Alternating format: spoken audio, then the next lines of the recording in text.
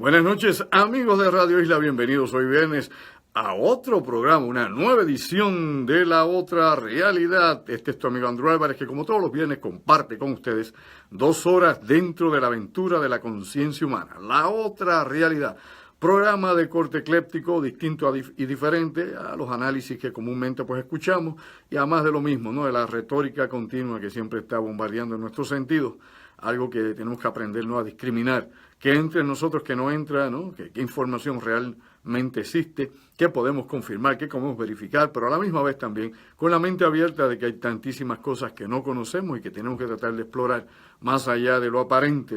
Recuerda que este programa está precisamente desarrollado para eso, para que ustedes tengan la oportunidad de poder ver un poquitito más allá las cosas que suceden en nuestro mundo y, claro, las cosas que a veces creemos que no suceden y sí suceden. O sea, hay de todo, hay de todo. O sea, esto es la fascinación del planeta Tierra y de la especie nuestra, ¿no? La raza humana, los Homo sapiens sapiens. Aquí estamos, haciendo lo que creemos que está bien, aunque nos equivoquemos. De eso se trata esto, ¿no? Prueba y error. Pues bien, muchas cosas interesantes esta noche, muchas noticias internacionales de impacto, muchos eventos, claro, también ocurriendo acá en Puerto Rico y tantísimos otros asuntos que voy a desarrollar en las 2 horas dentro de la aventura de la conciencia humana, que es este programa La Otra Realidad.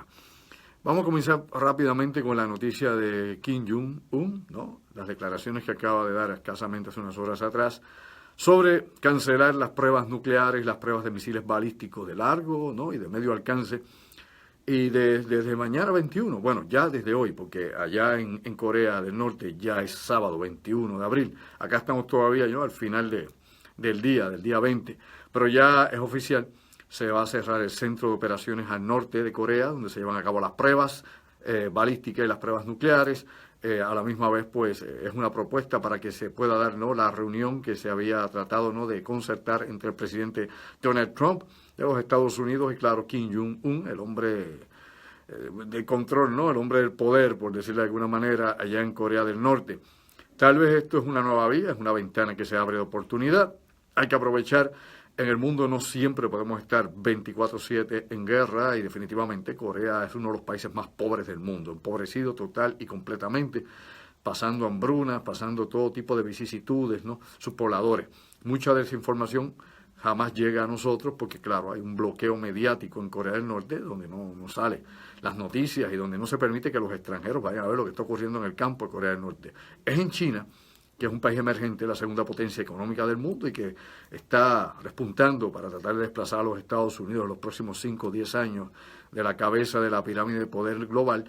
Y la realidad es que en China hay desastres, cosas terribles ocurriendo en el campo. Ha habido protestas, motines, ha habido tantísimos asuntos, ¿no?, que son peligrosos dentro de la estabilidad de esa nación y que acá pues ni siquiera usted se entera ni yo, porque obviamente la información no llega a los medios de noticias internacionales, pero ocurren. Y esto pues a veces pues llega al oído, ¿no?, de los occidentales a través de disidentes o de personas que han podido salir del país trayendo esta información. Algo que ha parecido también, ¿no?, ha sucedido con la gente de Corea del Norte, los que han podido desertar o los que han podido salir de Corea del Norte, que cuentan las terribles historias, ¿no?, de este régimen de violencia y obviamente esta dictadura. Bueno, la noticia es buena por un lado, pero no podemos olvidar que ya anteriormente Corea del Norte había desactivado su programa nuclear. No nos llevamos engaños, usted no se puede dormir. En ese sentido, pues tenemos que estar atentos realmente a que la palabra de Kim Jong-un sea mejor que la de su padre, Kim Jong-il.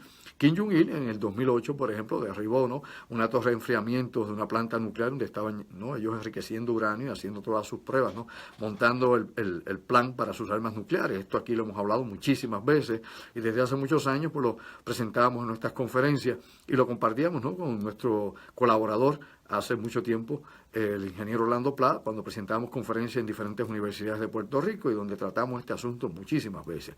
Y esto, pues claro, fue una noticia ya en la época de Obama, para el 2008, donde pues esta torre allá en la planta nuclear de Yongbyon, pues se derribó ante el público. Eso fue, como diríamos nosotros, un media, ¿no? Eso fue algo viral en aquel momento y todo el mundo creía que había terminado la pesadilla de Corea del Norte. Y fue meramente para enfriar la cosa, fue meramente para coger tiempo, ganar tiempo, y el programa siguieron obviamente las nuevas instalaciones, las construcciones subterráneas y todo lo demás, mientras Estados Unidos pues se durmió en los laureles creyendo que había logrado eliminar el plan nuclear o el programa o el proyecto nuclear de Corea del Norte. Ahora Kim Jong-un pues promete esto para que se pueda dar, ¿no?, la reunión cimera, ¿no?, la reunión importante entre él y el presidente Trump. Y esperemos que ahora la palabra sea válida. Esperemos también que el presidente Trump no diga lo que ha dicho. Si usted ha estado pendiente de las noticias en las últimas semanas, se dará cuenta que el mismo presidente Trump dijo que si estaba hablando con Kim Jong-un y no le interesaba lo que Kim Jong-un le estaba diciendo o no llenaba las expectativas que él tenía, bueno, son raras las expectativas de Trump, pero bueno, las que él tenga, él iba a darle la espalda y lo iba a dejar allí, plantado, en el lugar que fuese. Yo espero que eso no suceda, porque obviamente sería un desaire y esto sería una provocación a algo que podría ser tal vez incontenible en algún momento en la península de Corea. Así que bueno, por lo menos son buenas noticias. Hay que estar positivo en eso. No todo en el mundo va a ser lágrimas, aunque la mayor parte del tiempo son lágrimas de sangre lo que tenemos en este planeta, en este valle de lágrimas en que vivimos todos nosotros y la devastación continua que hay en el mundo. No podemos estar enajenados pensando que todo es maravilloso, que es la era de Acuario. Por favor, no sea tonto. La realidad no es esa. Es la que se vive todos los días, desde el crimen hasta las guerras y las enfermedades, las plagas y cambio climático y tantísimas otras cosas que nos paran los pelos de punta y que nos deberían poner las neuronas a trabajar.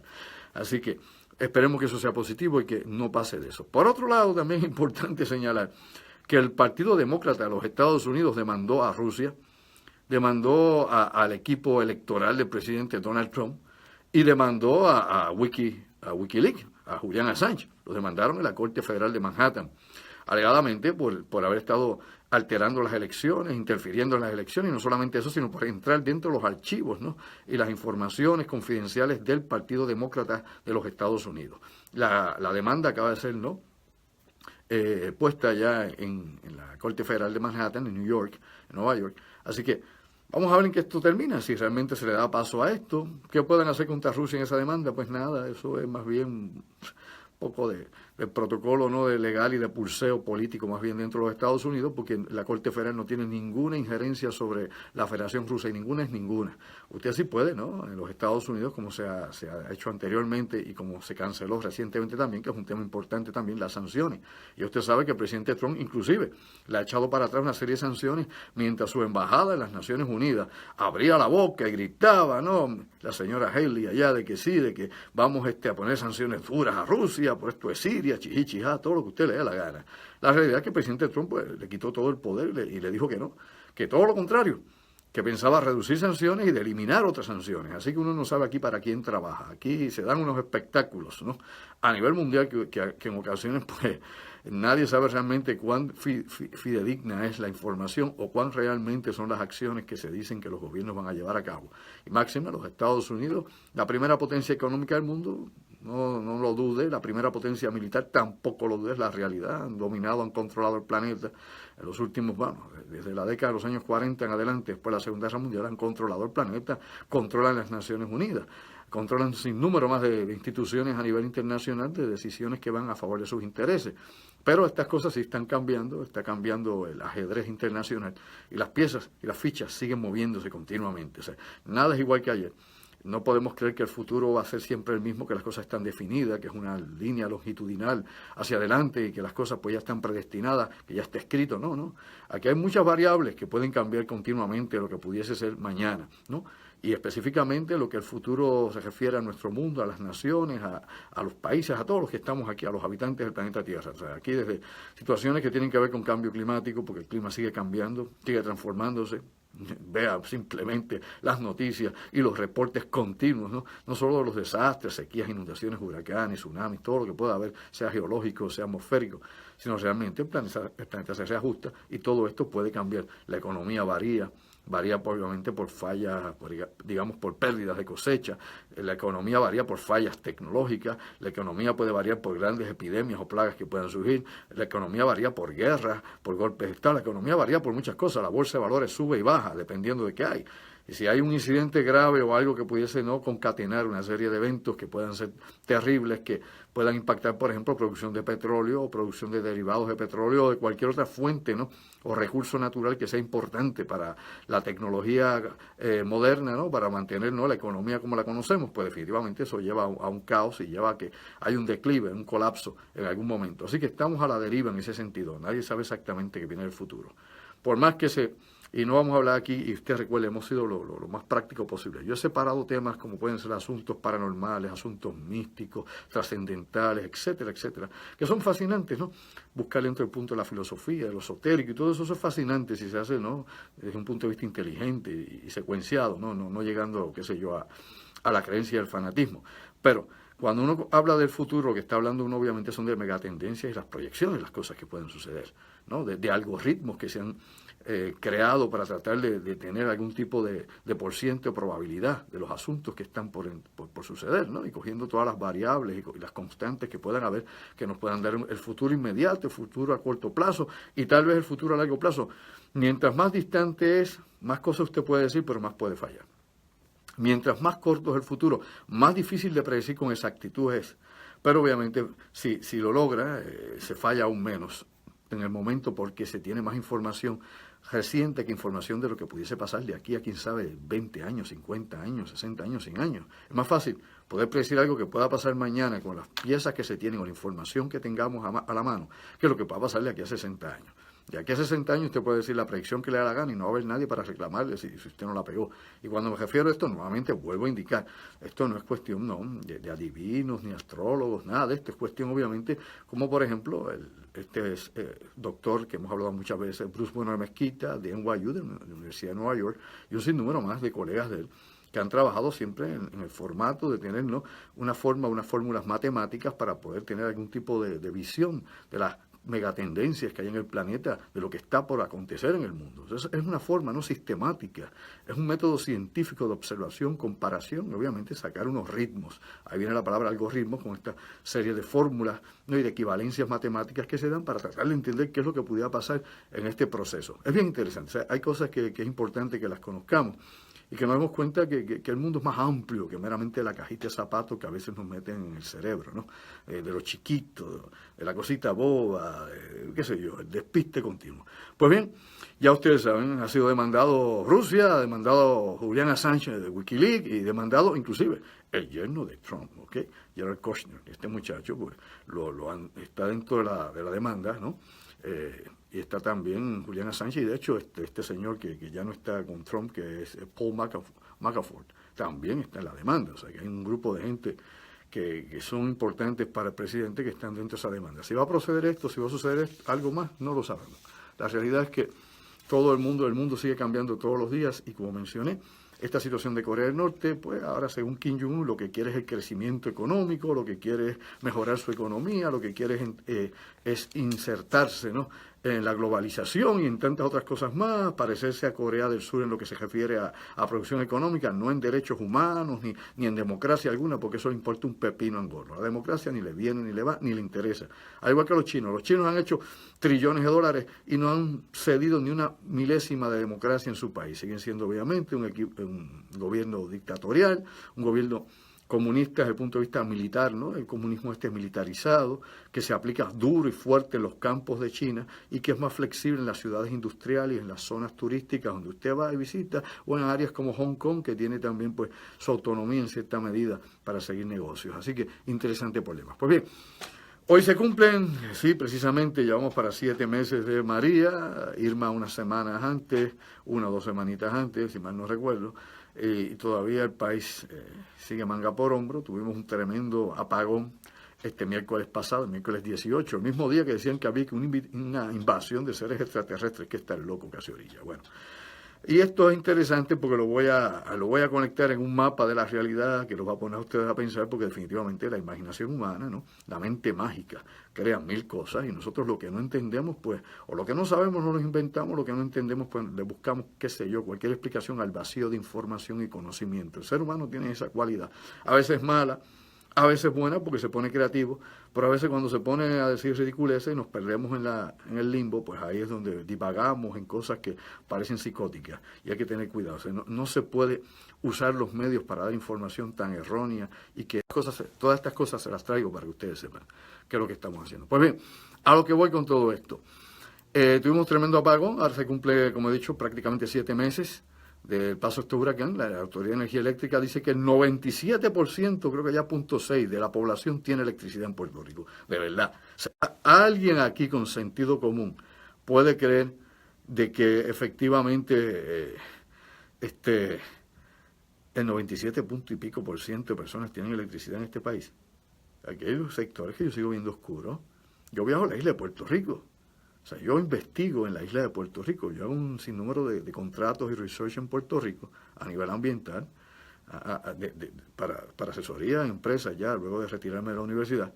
Y la realidad es que yo voy a hacer números de sectores en Puerto Rico que no hay energía. Y hablo con la gente y no hay ningún tipo de electricidad. Hay gente que está antes de los 2 huracanes por avería. O sea, hay personas que llevan 9 meses, casi 10 meses sin electricidad. Mucho antes del huracán no tenían energía.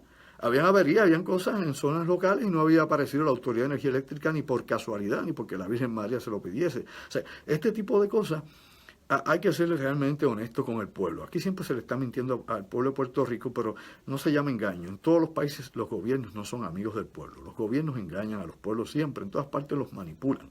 Ese no es el modus operandi del sistema.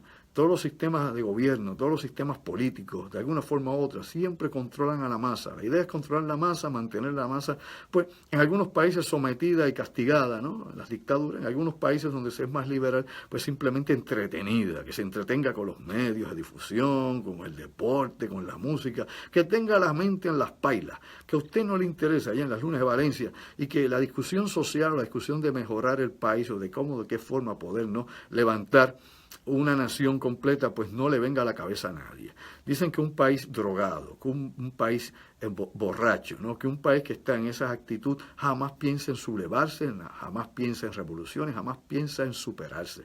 Cuando usted tiene un % donde tiene cientos de miles de personas que usan drogas, como Puerto Rico, tiene otras cientos de miles de personas que están alcoholizadas y tiene otras cientos de miles de personas que están adictas a los medicamentos que les prescriben. Usted no puede pedir que ese país esté claro mentalmente, donde es un lugar donde la salud mental está precaria y donde no se dan los servicios adecuados a la población y donde definitivamente hay una enorme cantidad de personas que no han sido diagnosticadas y que están disfuncionales. Usted no puede pedir que ese país piense claro y que tome decisiones inteligentes y que estén, qué sé yo, centradas. Usted no puede pedir que cojan líderes de primer rango. Van a coger obviamente lo que le entre por un oído y lo que escuchen, ¿no? El jingle que escuchen, la propaganda, los colores, el vaivén, la chulería, ese tipo de cosas, porque obviamente no pueden ir al análisis crítico, no van a entender realmente qué es lo que hay de fondo y de base del mensaje. Y ahí surge toda esa demagogia que siempre nos meten por ojo, nariz y boca. Pues es un país que tiene problemas mentales y problemas con uso de sustancias, tanto controladas como el alcohol, que aunque no son también el alcohol es una sustancia controlada, pues usted ve además lo para la policía y usted sabe que tiene problemas en el automóvil. Y aquí pues tenemos problemas con todas estas cosas. Y es importante que alguien algún día en este país que tome el gobierno se dé cuenta que definitivamente hay que reajustar las cosas, que hace falta, ¿no?, mucho trabajo de salud mental, mucho trabajo también social con el pueblo y que hay que reconstituir completamente nuestra sociedad de alguna forma u otra, hay que reconstruir los cimientos de esta sociedad, porque el puertorriqueño no es una persona mala. O sea, yo no creo que nosotros seamos personas malas. O sea, yo creo que aquí hay mucha gente buena. Si hay muchas personas ignorantes y si nos tienen, qué sé yo, en ese insularismo mediático continuo, donde pues bueno, vemos del mundo muy poco. O sea, vemos Isla de Cabra y creemos que estamos saliendo fuera del país. Vemos a Vieques y creemos que ya llegamos, qué sé yo, allá a las Polinesias. O sea, tenemos un problema bien grande, ¿no?, en esa medición del espacio y de la realidad. No lo combinamos muy bien. Y tenemos que salirnos, ¿no?, de esa fantasía, de esa mente mágica que yo menciono tantas veces, un concepto que usamos los antropólogos, para que veamos el mundo con un shock de la realidad. O sea, desde la doctrina de shock, que nos las meten todo el tiempo también aquí, pero la doctrina de shock en Puerto Rico se la meten ustedes con la Junta de Control Fiscal y se la meten con un sinnúmero de cosas más. Ya ese es otro tópico, pero la realidad es que ahí nos bombardean continuamente. Pues bien, el miércoles tuvimos un apagón, el miércoles 18, se perdieron miles de millones de dólares en Puerto Rico. Gente como yo teníamos trabajo y perdimos también horas de trabajo y muchos otros más. Las transacciones bancarias se cayeron. El que piense que en Puerto Rico a alguien le interesa invertir y traer nuevas corporaciones cuando ve definitivamente y nuevos negocios a la isla, cómo está la infraestructura del país, empezando por la electricidad, que obviamente viene y va, nunca está estable y que no se sabe si la próxima tormenta platanera, como he dicho yo aquí por enésima vez, nos va a tocar una tormentita platanera y nos devuelve al 20 o al 21 de septiembre del 2017, algo que he recalcado tantísimas veces. Oiga, ante esa situación, Y luego, ¿no? Ante la cuestión esta de las carreteras que están en estado paupérrimas, ¿no? Que están terriblemente fastidiadas. Cuando uno ve todo el enfoque y sigue añadiendo piezas, se da cuenta que Puerto Rico no es el mejor lugar para usted invertir dinero. Y eso no solamente lo saben los Mr. Jemerson, los Wilson, ¿no? Y los Spalding de la vida. Eso no solamente lo saben ellos. Eso lo saben los empresarios puertorriqueños, los que tienen dinero, los ricos del país, la élite económica del país. Yo le llevo diciendo aquí por muchos años, hace tiempo están sacando el dinero a la isla, desde que empezó obviamente la recesión en Puerto Rico, desde que empezó esto a frenar, desde la época de Sila Calderón para acá de cantazo, después que Rosselló metió y cogió préstamos y se puso a construir las pirámides de Egipto prácticamente en Puerto Rico, esas obras faraónicas, sean buenas o sean malas, Supertubo ayudó, pero otras cosas se perdieron lamentablemente el dinero estúpidamente, pero eso es parte, ¿no? de las asociaciones políticas que hacen estas personas, todos los que llegan allí con sus contratistas y con los que pagan sus campañas, ¿ok? Ese tipo de plutocracia que hay detrás del gobierno. Pero bueno, lo que voy, para no irme por ese ladito, eso se lo dejo a los analistas del patio y a los analistas también. Oiga, la realidad es que aquí toda esta gente con dinero hace tiempo está sacando el dinero, y yo aquí lo he explicado hasta la saciedad. O sea, sacado dinero para la República Dominicana, ha sido una inyección. O sea, los puertorriqueños le han dado una inyección económica a la República Dominicana en los últimos 10 años como usted no tiene una idea. Yo creo un poco más, porque yo recuerdo amigos míos que ya para el 2006 estaban metiendo ya millones de dólares en República Dominicana, en construcción, en diferentes zonas. Inclusive gente aquí que ha sido candidato a la gobernación ha montado negocios allá en República Dominicana y le va mejor que lo que tenían aquí. O sea, para que usted vea cómo es, lo que no le dicen a usted, porque hay que hablar de calzón quitado. O sea, interesante todo esto, para que mis amigos caigan en realidad de lo que ocurre en Puerto Rico. Es que esa élite hace mucho saca su dinero acá, no vuelve a reinvertir en Puerto Rico. Y es que, como hemos dicho tantísimas veces, ¿no? Esta migración que estamos teniendo hacia los Estados Unidos continentales, recuerde que Puerto Rico, pues en su estado colonial, en su estado de territorio no incorporado, pues como isla acá, pues las facultades que tenemos aquí no son las mejores, el trato que tenemos tampoco es el mejor, ¿no? A nivel económico, a nivel de desarrollo, no se nos ha dado todas las herramientas para que Puerto Rico pueda desarrollarse de alguna forma o manera, de tener, ¿no? Una brújula que nos lleve hacia un norte positivo. O sea, todas esas cosas se han concatenado, se han fusionado. Aparte del desastre de la corrupción, aparte del desastre de la politiquería, aparte del desastre de este complejo no de caciques que hay en Puerto Rico, de las tribus políticas y de tantísimos otros asuntos que obviamente contaminan, ¿no? la cuestión pública en Puerto Rico, la gobernanza del país, y que nos mantienen brutos y sin ideas continuamente. Aparte también de las noticias y tantas otras cosas que no cubren las necesidades reales de información del ciudadano aquí en Puerto Rico. No solamente las noticias locales que están viciadas y a veces pues ya vienen con una línea editorial prejuiciada por una forma o por otra, sea por el periodista, sea por la línea editorial, sea por quien sea, porque así es que se maneja la cosa, para que usted lo sepa, despierta, durmiente, sino también por lo aislado que estamos también de la situación mundial.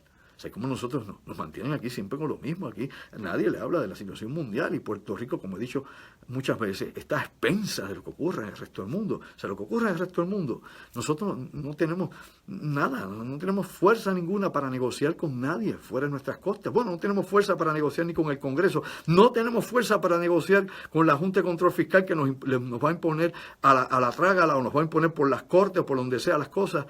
¿Ok? Desde obviamente la reforma esa del trabajo, que sería devastadora, y obviamente la reducción de todas las pensiones de los retirados de gobierno y otros ajustes más que se quieren hacer a nivel draconiano sobre la población de Puerto Rico. Eso es preocupante para los que viven en esta isla, y para los que sean amigos de Puerto Rico, que no sean puertorriqueños, los que viven en el exterior, tienen que mirar esto con suspicacia. O sea, hay que tener cuidado, porque obviamente esto es una junta que trabaja para los grandes intereses, y nadie inteligente, nadie, lo duda, lo sabe hasta la puerca Juan Bobo.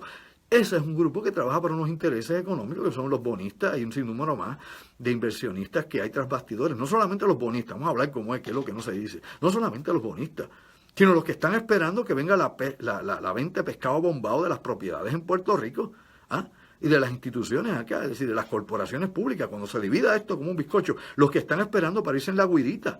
Los que se van a quedar obviamente con las tierras, con todo lo que hay en la isla, lo que van a desarrollar alegadamente nuevos complejos, y no vamos a hacer los puertorriqueños. No sea tonto, no sea un tonto útil, útil para los grandes intereses, pero no útil para su país ni para sus conciudadanos. Así que esas son las cosas que hay que hablar. O sea, ustedes hablan bla, bla, bla, que acá y siempre están enseñando a los políticos baratex del país, que ninguno da para nada. Ni los de antes ni los de ahora. Olvídese usted, no me cite a ninguno de estos mentecatos. Y la realidad, amigo, mi amiga, es que lo que se está esperando aquí es que se desmonte el aparato para que otros suban y lo monten.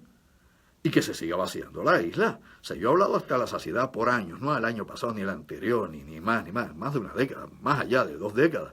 Hemos hablado muchísimas veces de la transformación y de los planes que hay con Puerto Rico. Puerto Rico, obviamente, 2020, y ya no solamente Puerto Rico 2020, sino el plan 2030, que incluye también las Naciones Unidas y decisiones sobre territorios alrededor del mundo y de recursos, de manejo de recursos. O sea, esto es una cosa profunda, esto no es una cosa simple.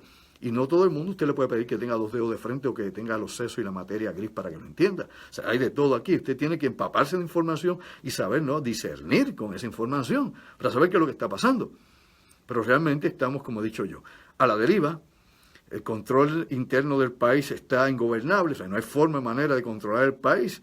Aquí la gente hace lo que le da la gana, aquí es un escándalo tras otro. Luego los medios tampoco colaboran positivamente para que la cosa funcione bien, sino lo que hacen es meterle más combustible a las situaciones en Puerto Rico y muy pocas soluciones. Así que todo esto es parte de lo que hay. El apagón del miércoles, pues una vez más demuestra primeramente el mal diseño que tiene el servicio eléctrico en Puerto Rico, la Autoridad de Energía Eléctrica, lo mal secuenciado que está todo, lo mal montado que está todo, lo mal planificado que está todo, porque Puerto Rico es un país de desplanificación. Una isla de 100 por 35 que no se puede gobernar, de mi madre. Llegamos a tener 1000 millas de territorio, estaríamos en guerras civiles, estaríamos con caníbales, nos estaríamos esperanzando, arrancándonos la cabeza y el cuero cabelludo. Yo solo garantizo. Pero con 100 por 35 es difícil, no se puede. Ay, Dios mío, todo es una barbarie. Mira, alrededor del mundo, por favor. Vea cómo es que se organizan desde los países pequeños, medianos y los grandes países continentales. Cojamos una idea. Veamos cómo es que trabajan, obviamente, las repúblicas cercanas nuestras aquí en las Antillas, las que sean pobres y las que han tenido algún tipo de éxito. Veamos cómo trabajan en otras partes del mundo, ¿ok? Veamos cuáles son las relaciones que pueden haber, obviamente, inclusive con sus metrópolis, por ejemplo, las islas que tienen relaciones con Holanda y Francia y Gran Bretaña aquí en las Antillas menores. O sea, usted tiene que ver esto, es un gran escenario. Nosotros pues no hablamos. ¿Usted oye hablar de eso? No, nadie. Singapur, es lo único que saben decir. La ignorancia es tan grande y el desconocimiento es descomunal de tanto político y analista que no saben más que hablar de Singapur. Y lo primero que hay que decir, y hay que ser certero en esto, es que usted no puede comparar a Singapur con Puerto Rico en nada. Nada es nada. ¿Qué es una isla? Bueno, la Mona es una isla también. Vamos a compararlo con la Mona. O sea, vamos a ser inteligentes en esto. O sea, Singapur, aparte de las diferencias culturales, idiomáticas, ¿no?, de las diferencias históricas, de la diferencia obviamente de la no reglamentación, ellos son free for all, tú sabes, allá no hay reglamentación ambiental, allí no hay reglamentaciones para los obreros, allí no hay uniones obreras, le cortan la cabeza, usted lo sabía. O sea, allí no hay nada de eso, ni OSHA para darle a usted seguridad en el empleo, en la salud, nada de eso, no hay nada de eso, nada. Yo le he explicado aquí hasta la saciedad, o sea, a ti le pueden tirar allí desperdicios químicos en su patio, usted no puede decir esta boca es mía. Si cualquiera desarrolla, preguntar a los chinos que ahora se están ahogando en estiércol. A los chinos no tienen dónde respirar. Bueno, vamos a una pausa, me hace la señal acá de control, y regresamos con más asuntos interesantes para ponernos a ver más allá de lo aparente aquí en la otra realidad. Cogemos una breve pausa, manténganse conectados conmigo aquí porque vamos a seguir, ¿no?, evolucionando los temas de la más de interesante. Hoy viernes acá con ustedes, su amigo Andrew Álvarez, en la otra realidad, y te lo digo, ¿sabes qué? Pégala a Puerto Rico, llévatela. Y bien, amigos, regresamos acá al segundo segmento de la otra realidad. Hoy viernes 20 de abril del año 2018 y el tiempo sigue corriendo, no para. Yo a veces aquí siempre recuerdo, ¿no?, esta frase que me la dio un profesor en la universidad hace muchos años. Recordaba que decía, no se quejen de mí como profesor, aquí todos ustedes van a pasar esta clase, unos mejor, otros no tan buenos, pero la van a pasar. Preocúpense por el maestro del tiempo, porque de ese no sobrevive nadie. Y es verdad, o sea, todos somos mortales, así que nuestra existencia es meramente un momento en la eternidad acá, y el resto, pues, simplemente la mayoría de nosotros va a desaparecer. Vamos a ser olvidados, poco tiempo, tal vez una generación o dos, ya desaparecimos, sino es que ha hecho alguna barbaridad grande en el mundo y se ha quedado registrada, o ha hecho algo maravilloso por la humanidad. Pero la mayor parte, ¿no?, el 99% de todos los seres humanos quedan en el olvido, el 99%.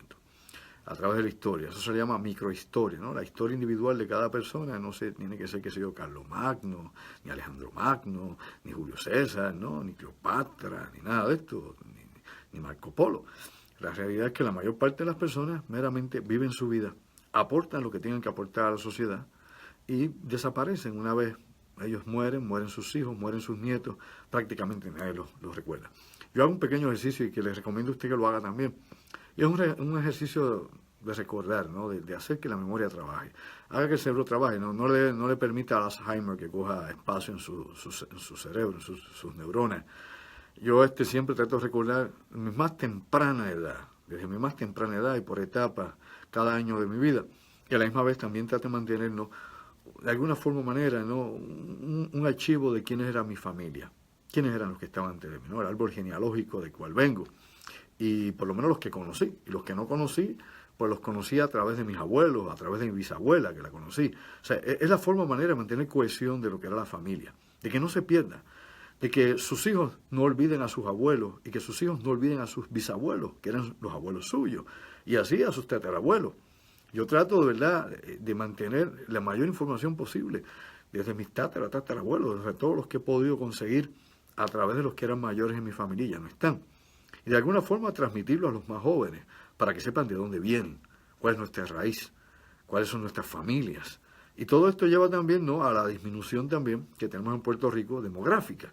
O sea, Puerto Rico está en una crisis demográfica terrible. Y lo traigo así porque cada día nacemos menos. Hay algo que es bien importante, que lo sabemos los antropólogos y lo sabemos también los que trabajan, por ejemplo, con censos poblacionales. Y tiene que ver con la disminución, ¿no?, de la reproducción humana. Me explico.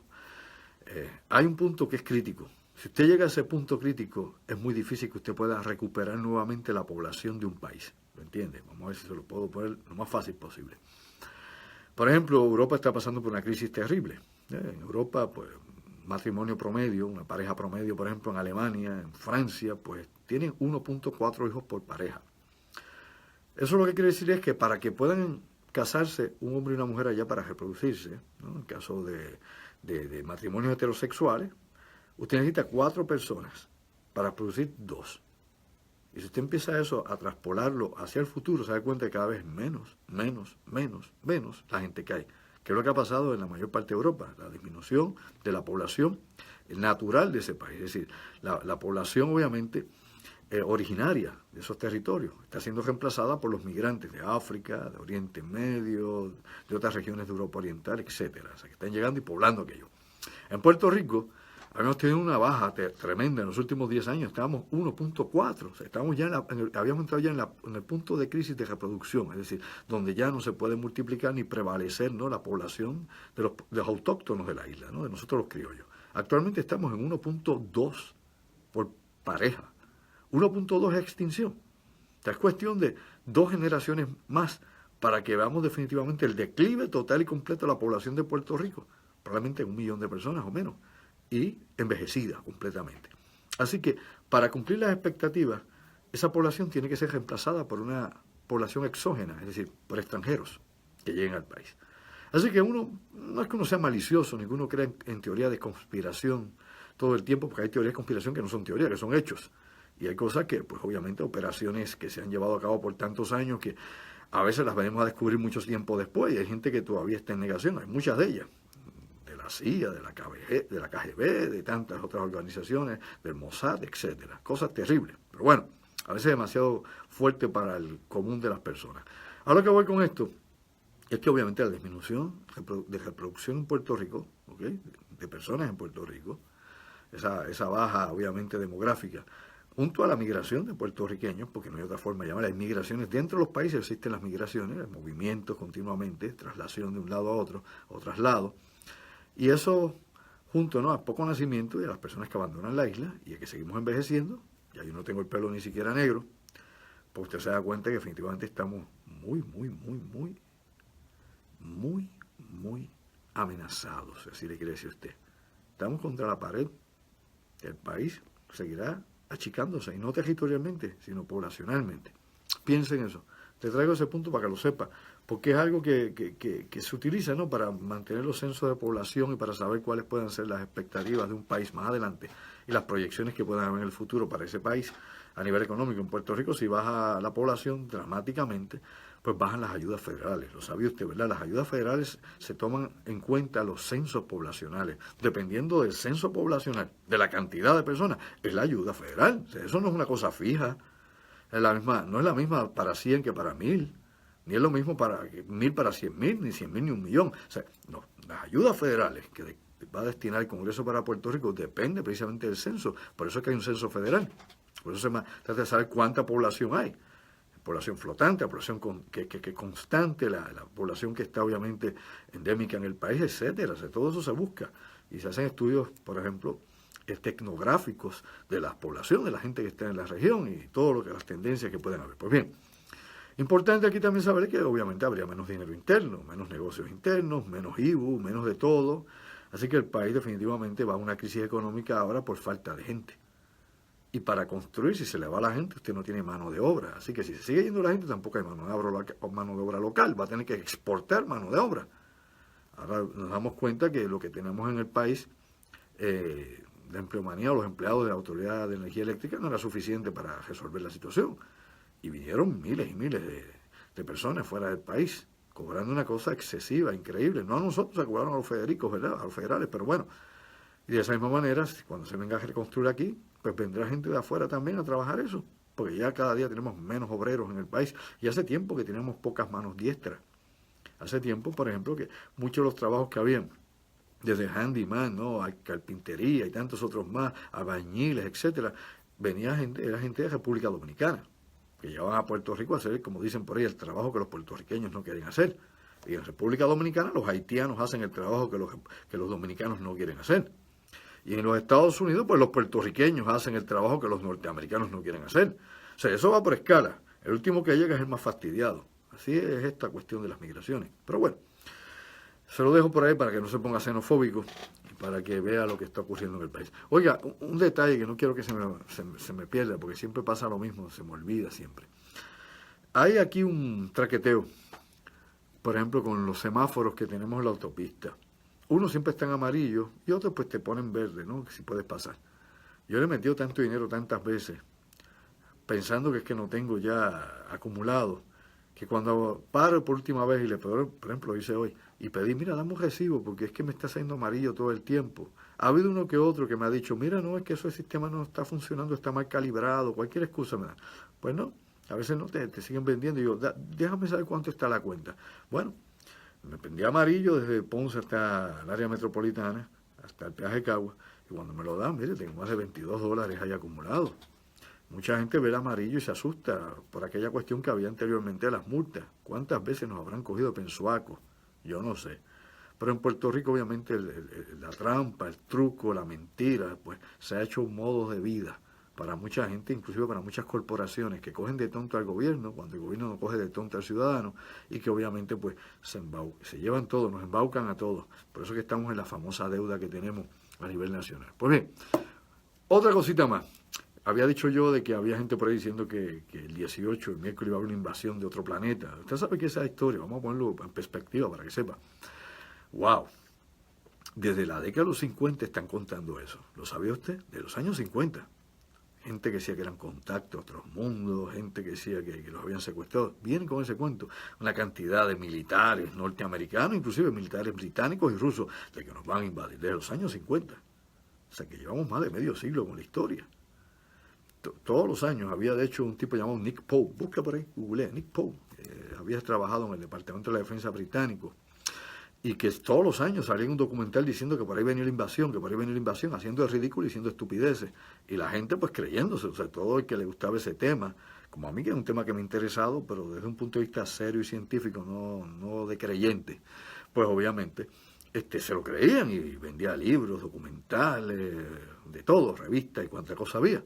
Pues mira, el cuentito pues sigue todavía. No llegaron los extraterrestres el miércoles. Y lo más grande es que hay otros que dicen, no es que llegaron, que son invisibles y usted no los puede ver. Ah, que son invisibles y no los puedo ver. No, es que llegaron al nivel astral y usted no los puede ver. Tal vez en el viaje astral o en los sueños va a ver cómo llegaron, invadieron. Y yo, qué bien, qué bien. ¿Y con qué se toma eso? ¿Con qué se fuma? Porque hay que tener cuidado. O sea, la gente no respeta la inteligencia. Hay que tener cuidado con los que son creyentes, con el que es fanático, con el que no razona y con el que no sabe lo que se inventa para echar para adelante una idea que no tiene ni pies ni cabeza. ¿Hay misterios? Sí, hay misterios. ¿Hay cosas que no sabemos? Sí, hay cosas que no sabemos. ¿La ciencia lo sabe todo? No, la ciencia no lo sabe todo y jamás lo sabrá todo, jamás es jamás. ¿El ser humano ya ha conocido todo lo que tiene que conocer del universo? No, ni siquiera su planeta, ni siquiera de sí mismo. El ser humano ni se conoce a sí mismo. Hay cosas todavía que ni la medicina sabe para qué existen en nuestro cuerpo y para qué funcionan. ¿Lo sabía usted? Así que hay muchas cosas que no lo sabemos. Somos ignorantes. Siempre seremos estudiantes. Aquí se aprende todos los días, más y más y más y más cosas. Y cada día pues tal vez pues secuenciamos muy pocas de ellas. Así que no las integramos a nuestro pensamiento. Aparte de eso también está la otra tendencia religiosa, esta de que el rapto viene. Miren, mi amigo, llevamos más de 2000 años con la cuestión de que Jesucristo va a venir. Y esto, para no herir ninguna sensibilidad de ningún creyente cristiano, que son muy buenos amigos míos, tengo buenos amigos cristianos, protestantes, católicos, de todo, episcopales, presbiterianos, pentecostales, de todo. Yo tengo amistades en todas partes, bautistas, un reverendo bautista es como mi hermano, o sea, tengo muchísima gente que conozco, musulmanes, tengo grandes amigos musulmanes, inclusive judíos, o sea, de todo, budistas, hinduistas, bueno, tengo muchos amigos, inclusive en los Hare Krishna, así que lo mío es realmente compartir con todos y escucharlos a todos. No creer en lo que digan necesariamente, pero sí entenderlo. Como saben, aquí hemos tenido hasta paleros, así que yo con todos hablo. Inclusive hasta con gente que dice ser neosatánicos, a todos, porque yo no vengo con prejuicios, yo los escucho a todos y trato de ver cuál es el punto de vista y cuál es el ángulo de la realidad que la persona entiende desde su perspectiva, ¿no? Quién sabe lo que es, si tiene la razón o no, pero yo no los vengo a juzgar. Lo que sí le puedo decir a usted es que todos los años nos vienen con el mismo cuento, todos los años el mundo se va a acabar. Aparece un profeta sacado, qué sé yo, de la última cloaca, del último infierno, diciendo por ahí que esto se va a acabar, que nos vamos para las pailas del infierno todos. Ahora están por ahí diciendo que este lunes 23, oiga bien, este lunes 23 es el rapto. Bueno, están tirando eso por internet, la bolita de nieve, que es el rapto, que Cristo viene este lunes 23 de abril de 2018. Eso hay gente por ahí diciéndolo, diciendo ese tipo de ridiculeces. Hay que tener cuidado, porque una vez no pasa, pues el que se lo creyó, pues se encanta. Dice, espérate, pues esto es un cuento más, si lo vi el año pasado y más. El año pasado hubo 4 fechas del fin del mundo, y el antipasado hubo alrededor de 11. Que todos los años hay múltiples fechas del fin del mundo, y del rapto, y el secuestro, y qué sé yo, la abducción. Cuando no son extraterrestres, pues son los ángeles que vienen por ahí, vaya usted a saber quién más se lo lleva. O sea, hay que respetarlo, hay que darse cuenta que hay unos aspectos que son del espíritu y hay unos aspectos que definitivamente son de este mundo material, y que nosotros pues aquí estamos en cuerpos, ¿no? Estamos en materia, en células, en moléculas, y respondemos a unas leyes físicas y obviamente a la entropía, a la descomposición de la materia, la energía se transmuta, todas estas cosas que ocurren. O sea, estamos sometidos a las leyes físicas.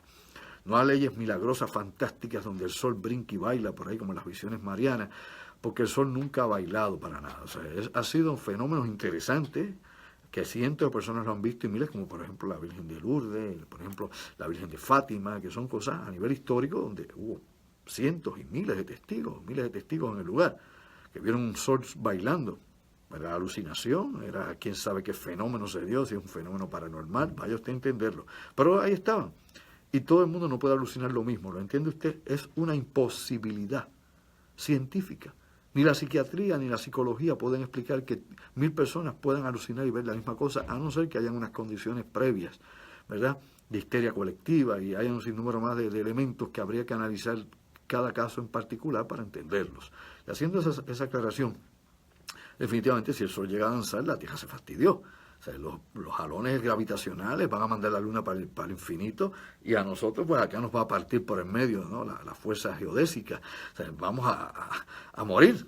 O sea, no hay... Y la realidad es que si usted es un creyente, usted cree en la divinidad, en Dios, un Dios cósmico, porque Dios tiene que ser cósmico, no puede ser un Dios local, un Dios chiquito ahí, qué sé yo, de yeso, como algunos creen, o cualquier otra cosa, pues definitivamente rige las leyes del universo. Y el que es ateo, que conozco, tengo muchos amigos ateos que no creen ni en la luz eléctrica, bueno, allá ellos cada cual con lo suyo. Yo no soy ateo, yo soy agnóstico, pero no ateo. La realidad es que los que son ateos, pues también tienen que darse cuenta de que hay cosas que no se pueden explicar por la materia únicamente, es decir, por el materialismo, ¿no? Y por la circunstancia o por el existencialismo como tal, desde un punto de vista humanista. O sea, tenemos que darnos cuenta que este es un universo vasto y que en la conciencia humana se dan un sinnúmero de fenómenos y elementos que a veces son incomprensibles, ininteligibles. O sea, en muchas ocasiones se salen del marco lógico de lo que usted cree que es la realidad. O sea, la realidad la enmarcamos en una lógica, y esa lógica la aprendemos con la educación, con la cultura, con la sociedad. Se nos van dando, ¿no?, un mapa de lo que debe ser la realidad en que nos movemos, el mundo en que nos movemos. Cuando eso colapsa, ¿no?, o cuando algo va más allá de ese mapa, ¿no?, y definitivamente usted no puede adaptarse a ese cambio radical porque va más allá de sus expectativas o lo que usted conoce, pues obviamente ahí se dio algo que es un cisma, ¿no? Es algo que cambió completamente el paradigma de la realidad.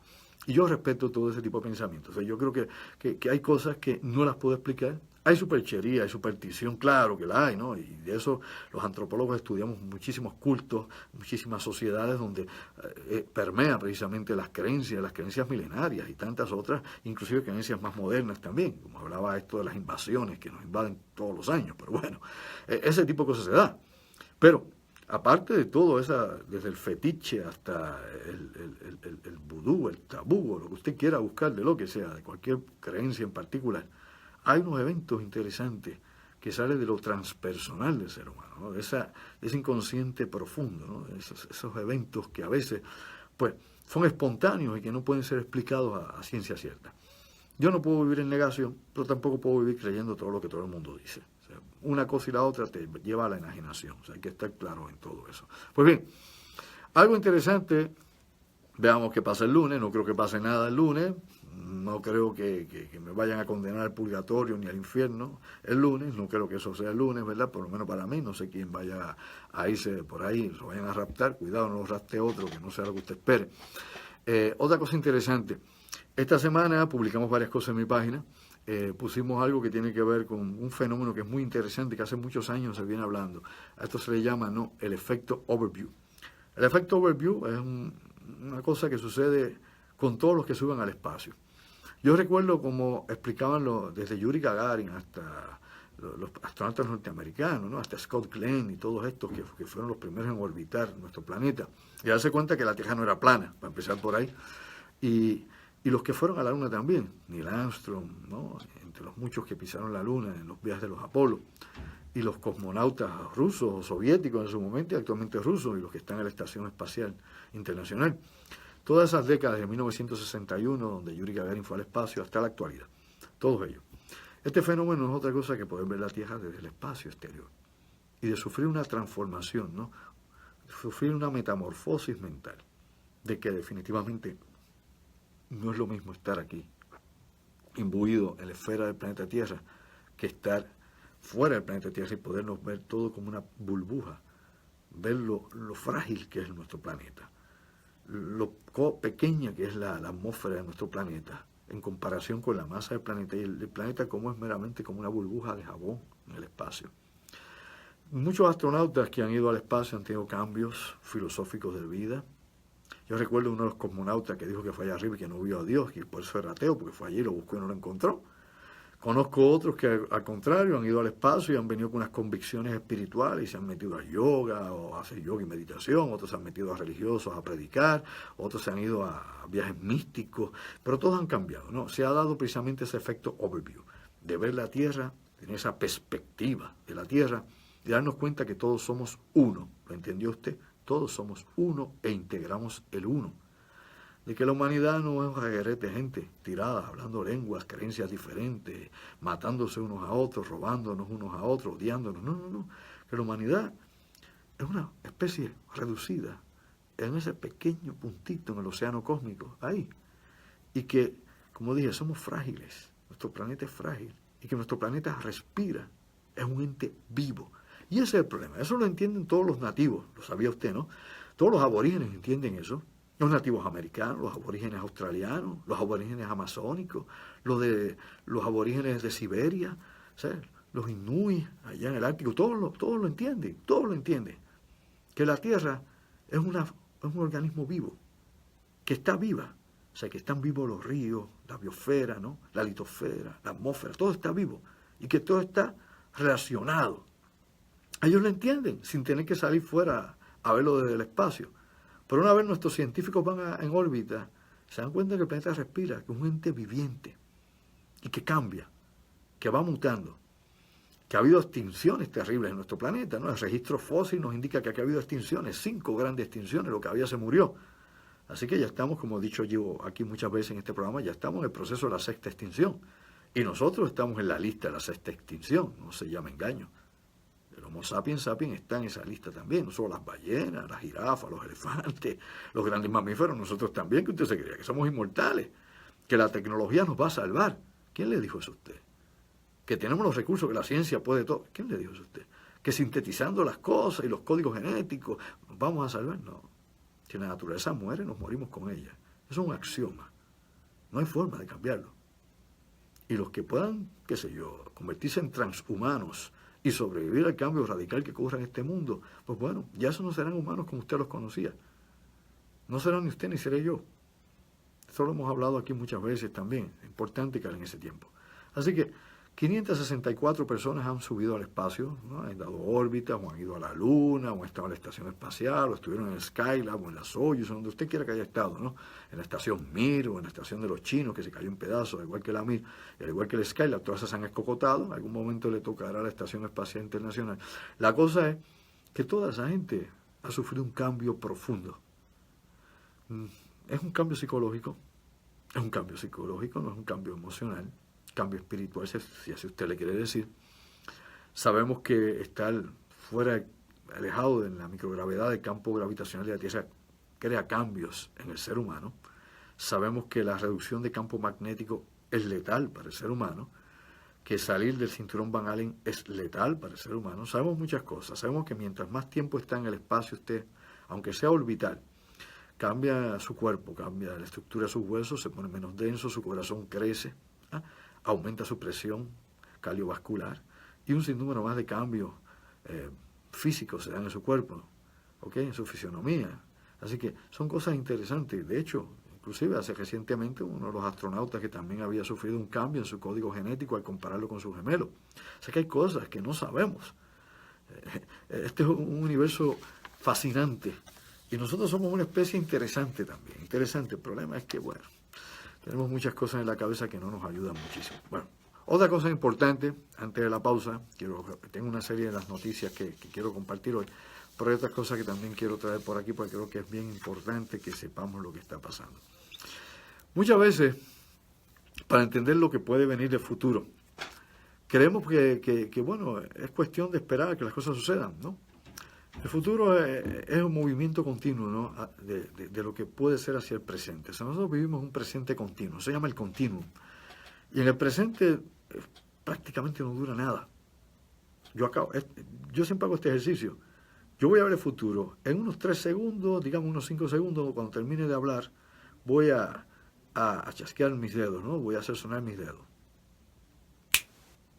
Ese fue el futuro, porque yo lo controlé.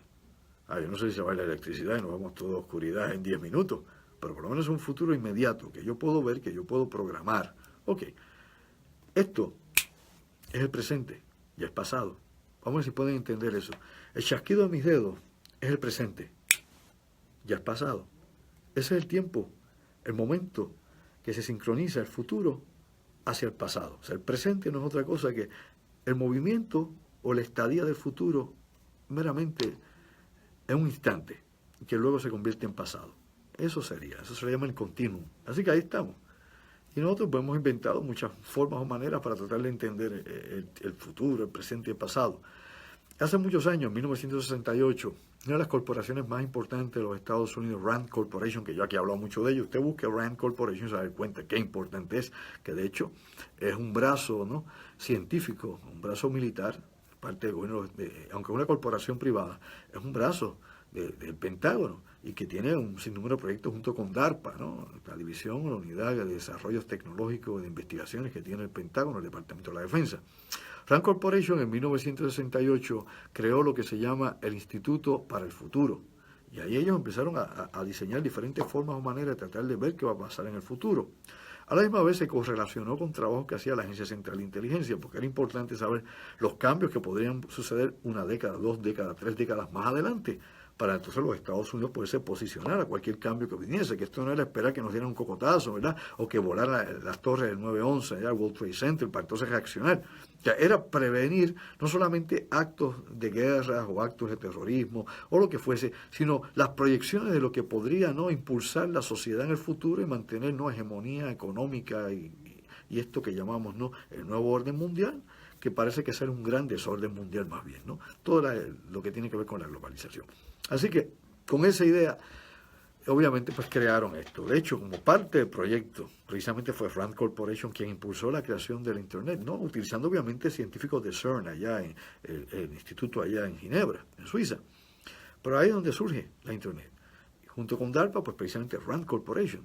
Y yo aquí he hablado muchas veces de la historia de Internet, de las bases militares, las universidades, y luego cuando le llegan a ustedes. Vamos a una pausa y regresamos también con otros asuntos interesantes, pero le traigo este preámbulo a lo que voy a estar hablando en el próximo segmento, en la otra realidad, distinto y diferente. Siempre hacemos otra cosa, no es más de lo mismo, de todos los días. Así que, ¿sabes qué? Llévatela, pégala, Puerto Rico. Y bien, mis amigos, regresamos acá a la otra realidad, la música que escuchan, erótica. Así que próximamente estaremos en concierto, ya podrán ustedes compartir con nosotros para que tengan un poquito de esa vibra, ese sonido distinto y diferente. A nosotros nos gusta hacer cosas diferentes, no más de lo mismo. Así que nuestra banda suena bien diferente a lo que se toca en Puerto Rico. Pero eso es para que usted tenga una experiencia sensorial. Por eso nuestro disco, uno de ellos se llama Body of Sense, ¿no?, el cuerpo de los sentidos. De eso se trata. Bueno, hablaba hace un momentito de Rand Corporation, estaba hablando del Instituto para el Futuro, y hay que entender lo siguiente, o sea, yo lo había hablado hace un rato, ¿no? El futuro varía, no es lineal, eso es lo primero que tenemos que entender, ¿no? Las tendencias socioeconómicas, las tendencias, por ejemplo, las constantes por factores diversos, sea esto, como dije, clima, epidemias, situaciones políticas que se puedan dar, actividad geológica, eventos catastróficos, bueno, muchos factores, los que puedan ser, todos y cada uno de ellos. Inclusive, acá en Puerto Rico, se estima ya que para el año, por ejemplo, 2030, ya el aeropuerto Luis Muñoz Marín debe estar cubierto de agua, probablemente, ya el océano habrá elevado sus niveles, cubriendo esa área de Isla Verde, y ya pues el aeropuerto pues dejará de existir. ¿Sabía usted que antes que estuviese el aeropuerto Luis Muñoz Marín, donde está actualmente, hay lo que había un cementerio, y que gran parte, ¿no?, de las osamentas que habían ahí, de los restos humanos, pues los metieron en osarios, ¿no?, unas cajitas de metal, en osarios, y se llevaron al cementerio de la capital, que no es el que está en el Viejo San Juan, el que está en Río Piedra.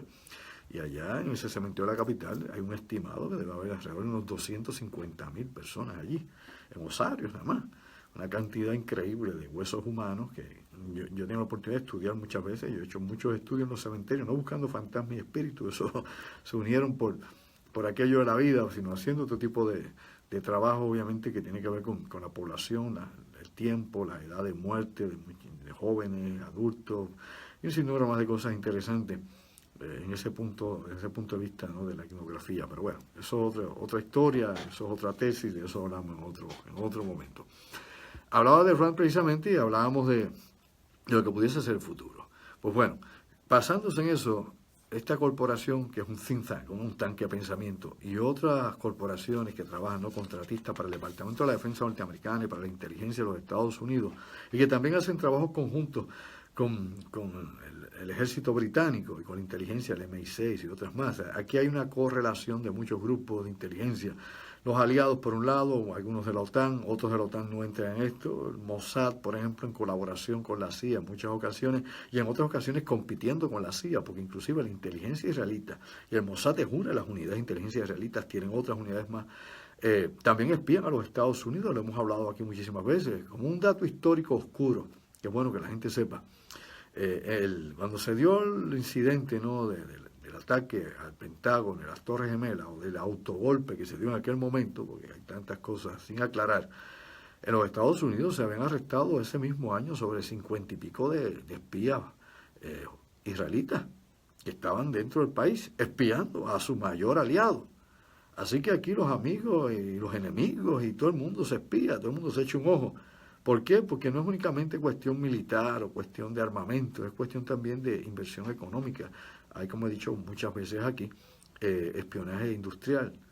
Hay muchas veces aquí espionaje obviamente económico. O sea, hay muchas cosas que van desde las patentes hasta tantísimos otros asuntos relacionados con las inversiones que los países quieren posicionarse de mejor manera, de mejor forma. Y obviamente se compra información que va desde la negociación entre terceros hasta tantas otras cosas más. Esto es bien complicado. Este es un mundo del ser humano.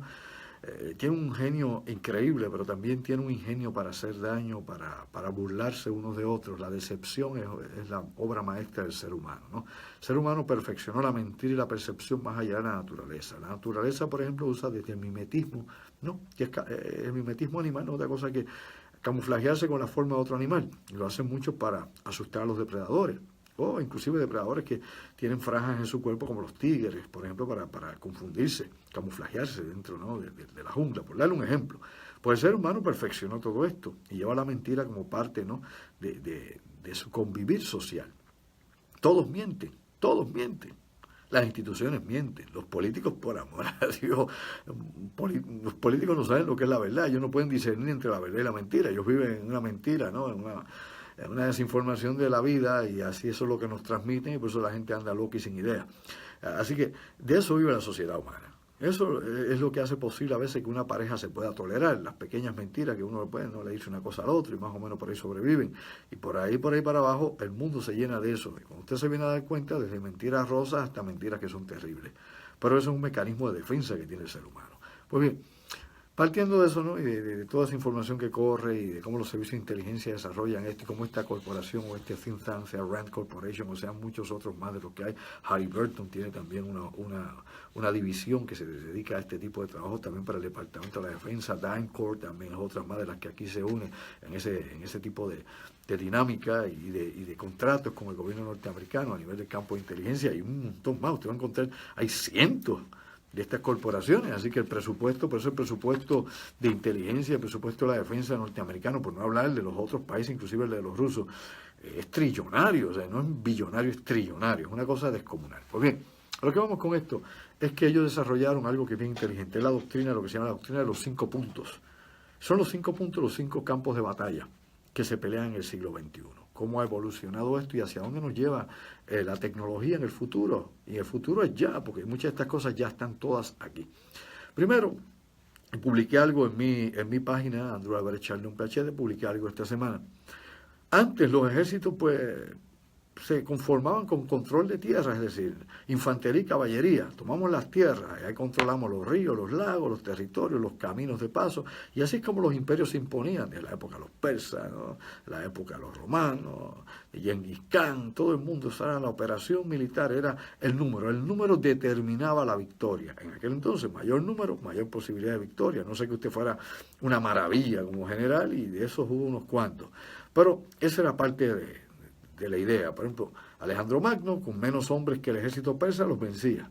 En las Termópilas fueron vencidos los espartanos, pero el tiempo que pudieron mantener a Jerjes en las Termópilas, ¿no?, con aquel ejército enorme, algunos dicen de 1 millón de hombres, realmente serían como 250.000 o 300.000, pero bueno, eso es una cosa devastadora, inclusive en la actualidad, avasalladora completamente.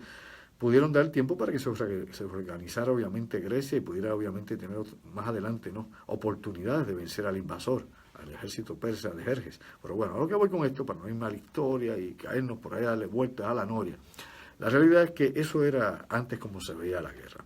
Luego las guerras llegan, obviamente, sigue evolucionando, llegan a los mares, a los océanos, ya habían combates en el Mediterráneo, habían combates, obviamente, Aníbal usaba el Mediterráneo, los romanos usaban el Mediterráneo, todos los pueblos, los griegos lo usaban, todo el mundo combatía en el Mediterráneo, en el Egeo. Pero ya se dan cuenta que había que controlar aguas, mares y tierra. Cuando la época de la conquista de España en América, en el Nuevo Mundo, pues ¿qué pasó? Había que conquistar obviamente los océanos, había que conquistar las tierras.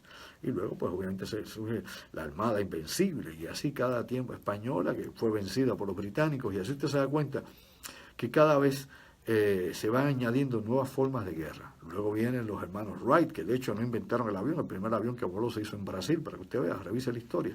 Pero obviamente se llevaron el crédito, los hermanos Wright allá en los Estados Unidos, con el Kitty Hawk. Bueno, la cuestión es que comienza la aviación en la Primera Guerra Mundial. El Barón Rojo, aquel famoso héroe alemán, también que murió combatiendo, y así muchos otros. Y así se añade ahora agua, tierra y aire. Y en el agua, pues obviamente desde la Guerra Civil Norteamericana ya estaban surgiendo los primeros submarinos, así que ya tenían submarinos en la Guerra Civil de los Estados Unidos a mediados del siglo XIX. Así que los submarinos nos dan entonces un nuevo panorama de combate bajo el agua. Así que estamos en superficie del agua, bajo el agua, en el aire los aviones, en tierra los tanques, la infantería, la artillería, etc. Y así se peleó la Segunda Guerra Mundial. Surge la arma nuclear, 1945, y cambia el panorama nuevamente, una nueva energía que se puede liberar, la energía del átomo, una liberación en cadena que es descomunal. Inclusive surge la figura de Oppenheimer, que es algo curioso, y hago esta nota al cárcel, lo que estoy diciendo sobre Oppenheimer. El director del proyecto Manhattan era un hombre genial, inclusive dicho por todos los que trabajaban con él. Decía que este tipo era un mega intelectual, que era una mente privilegiada, demasiado elevada, que era muy difícil poder hablar con él o entenderlo. O sea, que estaba por arriba de los físicos, por ejemplo, de Newman, que estaba allí, de muchos otros, los físicos grandes que habían del mundo, que estaban allí, de los Estados Unidos, y otros, obviamente, que habían sido reclutados por los Estados Unidos, judíos, alemanes, checos, etcétera. Había todo tipo de físicos trabajando allí, física teórica, física práctica, experimental, etcétera. Ahora lo que voy con esto es que todos decían que el tipo estaba fuera de serie. Leía sánscrito, hablaba sánscrito, que es una lengua muerta en la India, ¿no? Leía el Bhagavad Gita, el Mahabharata, el Bhagavatam, ¿sabes? Los Vedas. Era una mente privilegiada.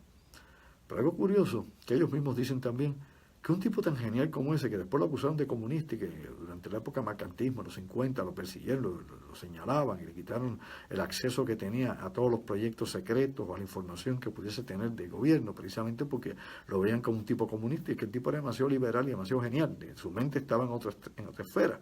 Inclusive hasta las mujeres que salían con él decían que el tipo era extraño, era otra cosa. Y no es que fuera ni bisexual, ni homosexual, nada de eso, es que el tipo era diferente, punto. Diferente como lo era Nicolás Tesla en su momento. A lo que voy con esto, y lo explico, es que no dejó nada. Quiero que usted entienda algo. Oppenheimer no dejó prácticamente ningún descubrimiento ni avance de ciencia, prácticamente nada, nada. Si usted lo compara con todos los que hay por ahí, no dejó nada, prácticamente nada, siendo un genio, controlando todo un departamento de científicos brillantes, a los que él mismo superaba, no dejó nada. Y así si usted ve también, haga una visión de todos los grandes, qué sé yo, mesías del mundo, o los grandes religiosos, Jesús, el Cristo, no Jesucristo, Jesús, el Cristo, no dejó nada, no escribió nada, escriben sus discípulos. Buda no escribió absolutamente nada, escriben sus discípulos. Ananda es el que escriben y otros más, no es Buda. Mahoma no sabía ni leer ni escribir. Mahoma no dejó nada tampoco. Te puede dar la vuelta por ahí, siga, búsquelo, se da cuenta que ninguno de ellos dejó nada, nada escrito. Todo fue la comprensión, la percepción o la interpretación de discípulos que inclusive algunos de ellos ni siquiera conocieron al maestro, a ninguno de sus maestros, que lo vienen a escribir un siglo después, 2 siglos después de anécdotas que otros contaban. Y usted sabe cómo es la imaginación humana.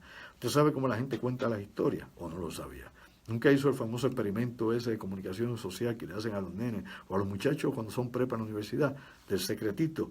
Lo hacen entre 15 y más un secreto, y cuando llega al final es otra la historia, no se parece en nada a lo que comenzó.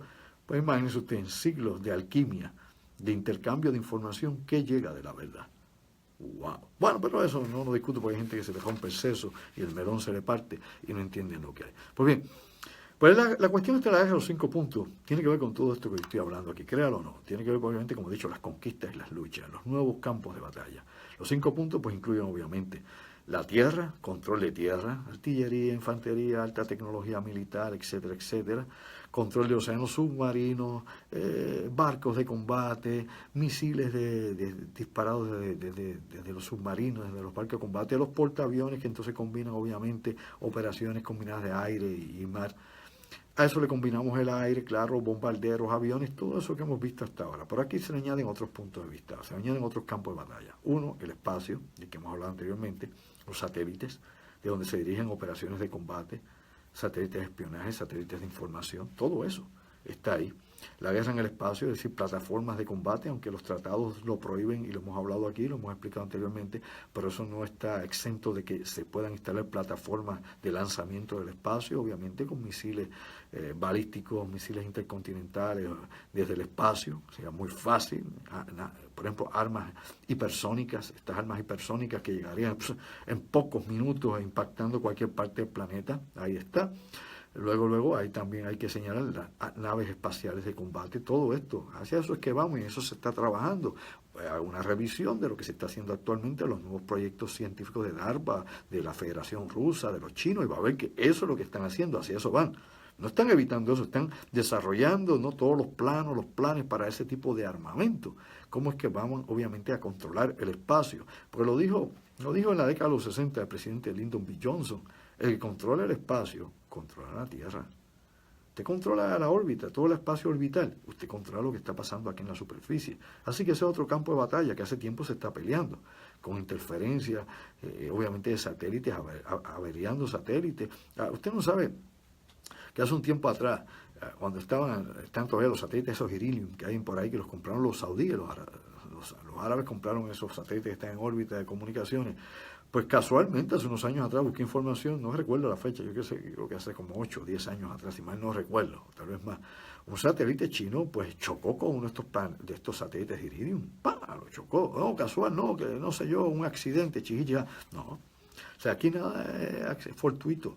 Esto es parte también, ¿no?, de cosas que se hacen adrede o que suceden para crear, no solamente ver qué tipo de guerra se puede hacer en el espacio y de qué manera o forma tú puedes interferir secuencias de satélites, sea esto con pulsos electromagnéticos, sea esto impactando satélites, con minas espaciales, todo eso no es ciencia ficción, se está desarrollando.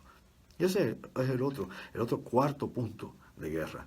A este le añade entonces el espacio cibernético, los hackers, inteligencia artificial, que va unido a todo eso. En la guerra cibernética hay inteligencia artificial, obviamente, relacionado con esto, hay hackers, intervención de controles, obviamente, de energía, de grids eléctricos, de comunicaciones, todo eso está relacionado. En el mundo cibernético usted interfiere todos los demás, interfiere la guerra satelital, ¿ya?, la guerra espacial, interfiere obviamente las comunicaciones en tierra y en aire y en el agua, todo. O sea, aquí están todos estos, son los 5 puntos, hay que controlarlos, todos ellos están correlacionados de una forma u otra, desde lo que puede llegar a una estación espacial hasta lo que puede bajar de allá. Así que eso es lo que se está trabajando, ese es el plan de trabajo. Con ese plan de trabajo se están desarrollando las nuevas Fuerzas Armadas. Y uno se pregunta de nuevo, yo siempre, que yo no sé por qué, o sea, toda esa enorme cantidad de capital, de dinero que podría resolver los problemas de la tierra, el hambre, las enfermedades, la pobreza, todos nuestros problemas, la educación, podríamos hacer un planeta maravilloso, podríamos concentrar eso, como ha decidido, por lo menos con su boca, fue lo que dijo Kim Jong-un. Yo no necesito más pruebas nucleares, no necesito más pruebas de misiles, yo voy a concentrar en el desarrollo económico de Corea del Norte y a sacarnos del hoyo. Pues bien, si así pensaran, digamos, que ese sea realmente, que sea honesto y esté diciendo la verdad Kim Jong-un, pues digamos, vamos a cogerlo por el momento como bueno su pensamiento, pues ya de la misma manera, ¿por qué no pueden los demás hacer lo mismo? Vamos a empezar a dialogar, para eso se hicieron supuesta y alegadamente las Naciones Unidas, para llevar allá los problemas internacionales, para llegar no a la diplomacia, para llegar a entendernos unos con otros y no llegar a la guerra ni a la devastación que nos llevó la Primera y la Segunda Guerra Mundial del siglo XX. Y los conflictos vinieron después, Corea, Vietnam, el Golfo, etcétera. Todo eso vino en el siglo XX, de regalo, por no hablar de la cantidad de revoluciones, golpes de Estado, guerras civiles. Y el siglo XXI empezó apagando fuego también, de la misma manera. De la misma manera. Pues bueno, naves hipersónicas, aviones transatmosféricos, todo este tipo de cosas, todo eso es lo que viene. Pero entonces el problema de nuevo es lo siguiente, estos son avances tecnológicos maravillosos, pero son hechos por la milicia. Son hechos por la milicia. O sea, lo que se busca obviamente es una ventaja tecnológica militar para poder que, bueno, siempre se dice, que es la teoría que se viene arrastrando desde el siglo pasado, que esto es obviamente para tratar de mantener a raya a tu enemigo. Es decir, con esto pues vamos a impresionar al enemigo siempre, pero por otro lado lo que estás provocando también es una carrera armamentista, que lo hemos explicado aquí hasta la saciedad. O sea, no es meramente que tú puedas mantener al enemigo a raya y que le adviertas con lo que estás haciendo. El enemigo va a hacer lo propio porque no se va a querer sentir en desventaja. Por eso es que los países han querido hacer armas nucleares, por eso es que Corea del Norte quiere hacer armas nucleares, por eso es que Siria quiere armas nucleares, Por eso los saudíes quieren armas nucleares, por eso los iraníes quieren armas nucleares, porque los países que tienen armas nucleares nadie los invade. ¿Qué país con armas nucleares ha sido invadido? Dígame uno, y me callo la boca. Uno, ninguno. Nadie se mete con un país con armas nucleares. Se puede acá discutir, tener tu peleita con él, o este país invadir a otro, como por ejemplo Estados Unidos, que invade Irak, invade Afganistán, o inclusive, aunque haya sido, disque con permiso, tienes a la Federación Rusa invadiendo a Siria y se metió allá. Y los turcos, que dicen que no tienen armas nucleares, pues bueno, sí, tienen bajo su protectorado armas nucleares en sus bases, armas de los Estados Unidos, de la OTAN. Así que no se llama engaño. Lo mismo hizo la Unión Soviética, invadió Afganistán en su momento. Las potencias con armas nucleares son las que invaden a las más débiles. Así que los países más pequeños, los países que puedan tener recursos, dicen, pues bueno, yo quiero armas nucleares, pero quiero evitar que me hagan esto, que cuando yo ruja no me metan mano. ¿Usted cree que si Corea del Norte no hubiera tenido sus primeras armas nucleares, hubiera seguido gruñendo y tirando o disparando artillería para Corea del Sur, no le hubieran metido las manos hace rato? Pues claro, los hubieran pateado en el piso. Y eso lo sabía Kim Jong-un. ¿Y con qué es que está negociando? Vamos a hablar, vamos a pensar. ¿Con qué rayos está negociando Corea del Norte? Pues con su plan nuclear, con su proyecto nuclear, con eso. Obvio, elemental, simple, no hay que ser genio con eso, porque sabía que esa iba a ser su carta.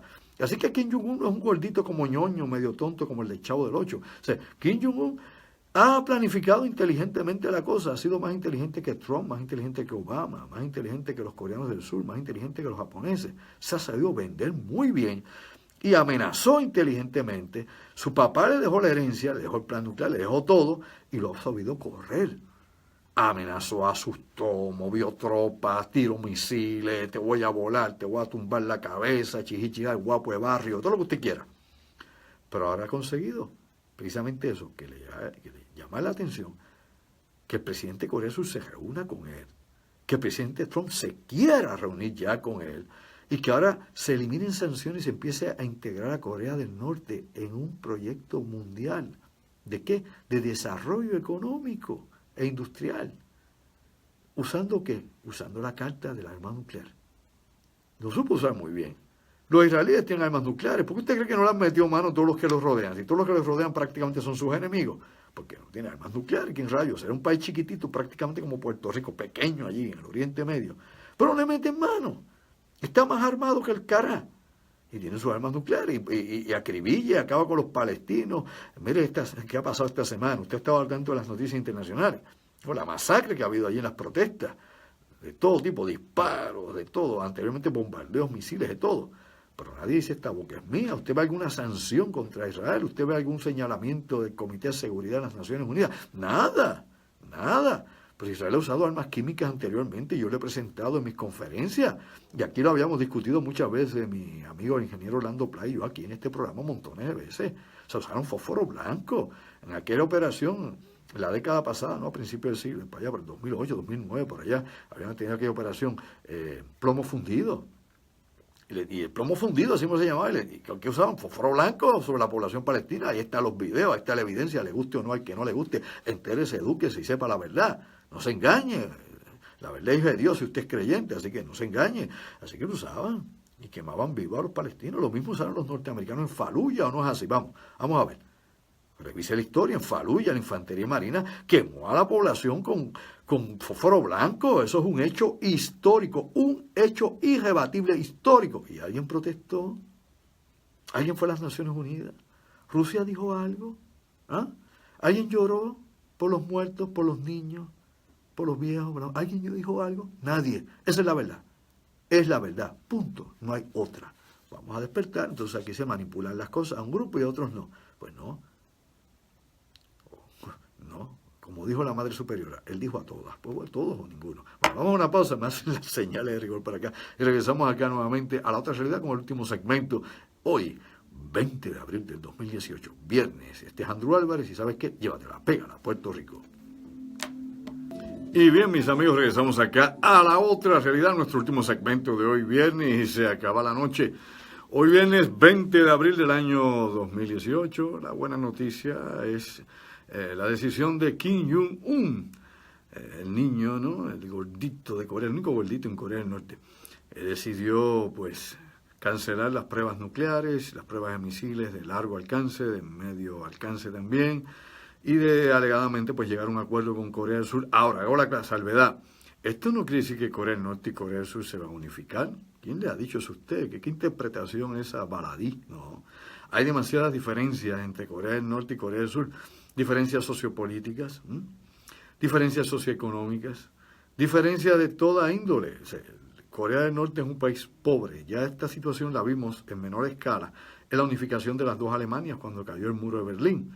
Cuando la Alemania federal, que era la democrática, y cuando la Alemania democrática, que era la comunista en aquel entonces, ya habían eliminado la Stasi y toda aquella inteligencia de espías y que había allí, todo aquel problema de aquel momento, tuvo entonces que cargar con la economía de la Alemania pobre, que la Alemania socialista era la que estaba pelada, pobre, fastidiada, atrasada, retardada, todo lo que usted quisiese. Fíjese, la gente pues como que no cae en tiempo todavía, no aprende la lección. Pregúntale a Venezuela cómo sigue. O sea, la realidad es esa. Pues bien, pues Corea del Norte definitivamente es un país donde primeramente la pobreza es terrible.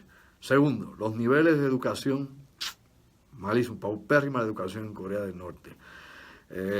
Sistema político, ¿quién va a gobernar a la nueva Corea? ¿El sistema de Kim Jong-un? ¿Ah? ¿El sistema militar, obviamente, dictatorial de Kim Jong-un o el sistema democrático de Corea del Sur? Tiene que darse cuenta, no es tan fácil de que, rompimos aquí, vamos a ver, somos hermanitos, hablamos coreano todos. No, eso no es así. En Vietnam, obviamente, pues hubo una unificación de Vietnam del Norte y Vietnam del Sur, y había una unificación que inclusive el pueblo quería en aquel momento. No todos los coreanos del sur quieren unificarse con Corea del Norte, de hecho es una minoría, no es una mayoría. Porque saben obviamente el impacto que traería esto a la economía, a la sociedad, a la política, todo el quehacer humano allí, lo que se hace. Así que lo que se está buscando realmente es una paz controlada. El asegurarse de que no va a haber, que la guerra que empezó en el 50 y que paró, obviamente cese al fuego en el año 53, pues se pueda llegar no a un armisticio, se pueda llegar a una paz duradera, a una paz revisada, a una paz vigilada, a una paz que pueda ser compatible por ambos países y que sí pueda haber una relación económica, una buena relación entre ambos países. En Irlanda hay más de un país, hay dos países, Irlanda del Norte, ¿no? Y Irlanda del Sur. Una pues obviamente como protectorado, bajo control obviamente de los británicos, y la otra pues es una república independiente. O sea, te das cuenta que el mundo está dividido. Bueno, otra noticia interesante, aparte de lo de Corea del Norte y todo esto que puede ser muy bueno, yo espero que sea mejor y que no entremos en guerra con los chinos, que todavía sigue el problema del mar meridional, es lo siguiente. La ETA, después de 50 años de estar dando terrorismo en los vascos, ¿no? Este grupo revolucionario, o este grupo separatista, o este grupo terrorista, como muchos han llamado, pues la ETA, usted sabe que ya lleva más de año y pico, ¿no? Que habían decidido ya renunciar a las armas, a la lucha armada. Ya para 2 años que renunciaron a la lucha armada, y ahora se supone que ahora en mayo se disuelva completamente, ni siquiera como grupo político. La ETA, mira, la ETA entrenó en Cuba, la ETA entrenó en regiones de África. O sea, los terroristas de la ETA, sus agentes, ¿no? Los que iban obviamente a estas operaciones clandestinas, ¿no? De poner bombas o de asesinar funcionarios políticos, lo que fuesen, fueron entrenados en países que en aquel entonces estaban en movimientos revolucionarios, como en Cuba, y no es una exageración, es la verdad, son los hechos históricos y los datos que hay. Lo mismo en ciertos países de África, inclusive en Libia. O sea que sí, había movimiento por asociación y había obviamente una relación, como pasó por ejemplo con Obama Bin Laden, que entrenaba y preparaba gente en Afganistán, allá con los talibanes, ya que hay una correlación de una serie de cosas. Pues la ETA ha pedido excusas al mundo, la ETA pues se ha excusado, ha pedido perdón, todo tipo, toda forma de manera, a las personas que fueron agraviadas, a las personas que fueron atacadas, a las personas que perdieron familiares, inclusive los que perdieron la vida, todo el mundo, o sea, como obviamente parte de su lucha armada en aquel momento histórico, y ellos ahora pues la lucha armada no conlleva nada. Pero mientras eso pasa, oiga, en el País Vasco, ¿no? En esta provincia española, pues usted sabe que está pasando lo contrario, por ejemplo, prácticamente en otras regiones de España, donde lo que se quiere es precisamente la separación. O sea, que es curioso, ¿no? Mientras un grupo se echa hacia un lado en Cataluña, pues se quiere la independencia en Cataluña, aunque no han llegado a las armas, ni al movimiento armado, ni a la lucha por independencia, nada de esto, o sea, no hay una lucha armada. Sí hay una lucha política, hay una lucha también social de una gran cantidad de la población que quiere separarse de la península. En la península ibérica quiere separarse obviamente del control de España, porque como hemos hablado aquí muchas veces, Cataluña es la provincia más rica de España. Por otro lado, pues entonces usted ve allá los vascos, pues deciden ya no pelear más por la independencia y quedarse integrados en España. Bueno, unos son de una manera, otros de otra.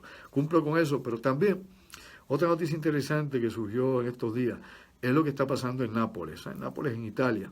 En Italia hay un muelle donde van los submarinos norteamericanos, como pasa, por ejemplo, o pasaba aquí en Puerto Rico, ya que hace tiempo que no viene ningún submarino norteamericano. Hace unos años atrás teníamos submarinos y barcos de la OTAN que llegaban aquí, muchísimos de ellos, británicos, franceses, llegaban aquí, alemanes, canadienses, todos venían al muelle de San Juan. Y venían barcos con armas nucleares en tránsito, ¿no?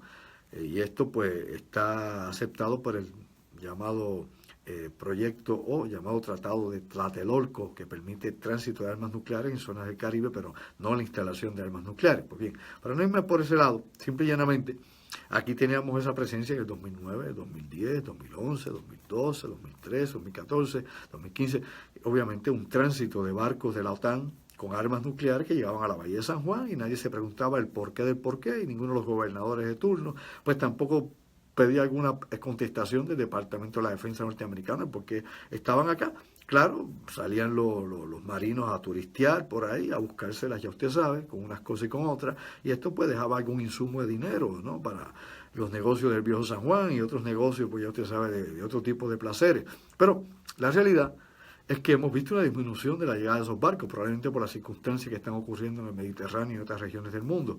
Ya no vemos, ¿no?, la cantidad de navíos que llegaban aquí prácticamente mensualmente, submarinos brasileños, submarinos británicos, canadienses, todos esos se veían acá. Acá nosotros los pudimos ver en varias ocasiones, filmamos otros, mi amigo Orlando Pla pues también filmó muchos de ellos también, así que este tipo de cosas era un tránsito, ya usted se da cuenta que ya no los ve. Lo mismo ocurrió también con los yates de los magnates rusos. Usted ve esos yates gigantescos que llevan, que parecían transatlánticos, yates que costaban miles de millones de dólares. No eran de norteamericanos, ni era de un griego como nazi, ni era nada de esto, ni de ningún millonario británico, era precisamente de millonarios rusos, y que los dejaban aquí, por la situación que ha ocurrido obviamente entre Estados Unidos y Rusia en los últimos par de años, y como este año se puso más ágida, ¿no?, más agria la disputa con los rusos, pues ya no vienen a Puerto Rico, ya no vienen a nuestros muelles, probablemente porque hay también una serie de sanciones contra estos millonarios que están en esta lista llamada lista de Putin. Así que uno da cuenta cómo es que se va manejando estas piezas y cómo unas cosas encajan con otras y cómo es que se va dando todo este panorama mundial de la más de interesante. Pues bien, traigo todo esto, ¿verdad? Y la cuestión del alcalde de Nápoles, porque el alcalde de Nápoles no quiere submarinos norteamericanos allí en su muelle porque lo convierte en un blanco militar. Obviamente sí, definitivamente se convierte ese muelle en Nápoles como un blanco. En caso de una refriega con los rusos, pues van a atacar y van a bombardear a Nápoles. Y él no quiere que lo metan en la guerra de tercero, donde no tiene que ver absolutamente nada de su población. No tiene que ver nada con los submarinos nucleares norteamericanos que vengan allí, ¿no?, a anclar allí, a tomar, qué sé yo, agua o alimentos. Así que Luigi creo que es Magistris, el apellido, Luigi Magistris, el apellido del alcalde de Nápoles, dice que no quiere a los submarinos americanos, que no quiere allí a US John Wagner. El US John Wagner fue de los submarinos que estuvieron en la flota norteamericana, que alegadamente disparó misiles cruceros contra Siria, y que por otro lado, los famosos misiles cruceros, usted sabe que 2 de ellos quedaron intactos y que Siria se los acaba de pasar hace unos días atrás a los rusos para que los rusos pues hagan un estudio intenso, ¿no?, precisamente de estos misiles. Y este tipo de estudios, la ingeniería revertida, por ejemplo, que se hace a ellos, a ver cómo funcionan los mecanismos guías norteamericanos. Ahora los rusos van a tener una información que es importantísima para obviamente mejorar sus defensas antimisiles o para poder ver entonces cómo bloquear estos misiles. Ahora tienen allí 2 que quedaron intactos, precisamente disparados por las fuerzas norteamericanas. Que no me venga nadie con la teoría esa, qué sé yo, peregrina, de que no, los dispararon adrede para que no explotaran, para darle información equivocada a los ingenieros rusos, para que entonces preparen sistemas que van a fallar porque fue adrede que se dispararon esos 2 misiles que no explotaron. Por favor, boludo. Claro que no. Que fallaron como muchos otros. Toda la vida las bombas y los misiles han fallado y todavía encontramos bombas en la Segunda Guerra Mundial, para Europa inclusive en el Pacífico. Así que a lo que voy con esto, mis amigos de la otra realidad, es que pues le seguimos dando información. Le seguimos dando información, ahí tienen información, mucha más. Ahora podrán ver la tecnología de desarrollo, compararla con la que ellos tienen, mejorar la que ellos tienen, coger las cosas que sirvan de aquí o no. Así que eso es parte, o sea, ellos obviamente le hacen un estudio forense, sí. Estudio forense no es que cojan muertos y lo hagan con una autopsia, estudios forenses se hacen de esa manera y el ejército, por ejemplo, hace estudios forenses de explosivos y misiles y tantas cosas más, y lo mismo hacen los rusos. Cosa interesante, ¿verdad? Pues bien, no quieren a John Wagner allí, a John Wagner en el área. Otra cosa, y que es importante, voy a hablar un poquitito de las noticias de lo que ha pasado. Tengo muchas cosas más que quiero hablar acá de armas psicotrónicas y cosas que se están descubriendo. Y de hecho, antes de entrar a las noticias, hubo sí la publicación que indica obviamente una serie de documentos que hablan de armas psicotrónicas, un tema que hemos hablado porque más de 30 años. Las armas psicotrónicas es un término psicotrónica que viene obviamente desde Europa Oriental. Tanto los rumanos como los checos utilizaban este término, y en la época de la Unión Soviética era uno de los grandes experimentos que se hacían para tratar de modificar la mente humana o tratar de crear, qué sé yo, malestares en seres humanos. Esto también se le llama hostigamiento electrónico y se hace de muchas maneras. Hostigar electrónicamente no solamente interceptar sus teléfonos y coger su información. Hostigamiento electrónico es crear obviamente con frecuencia electromagnética, desde microondas, alta frecuencia, baja frecuencia, ¿no?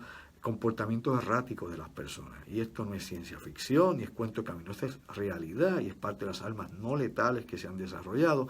Y hay un amplio expediente sobre esto. Busque, póngase al día, un amplio expediente. Ahora, esto es interesante porque hay un periodista norteamericano, Curtis Waltman, que empezó a buscar información sobre esto y se metió al Centro Unificado de Estado de Washington, ¿no? Eso se llama el WSFC, y allí pues alegadamente sacó información.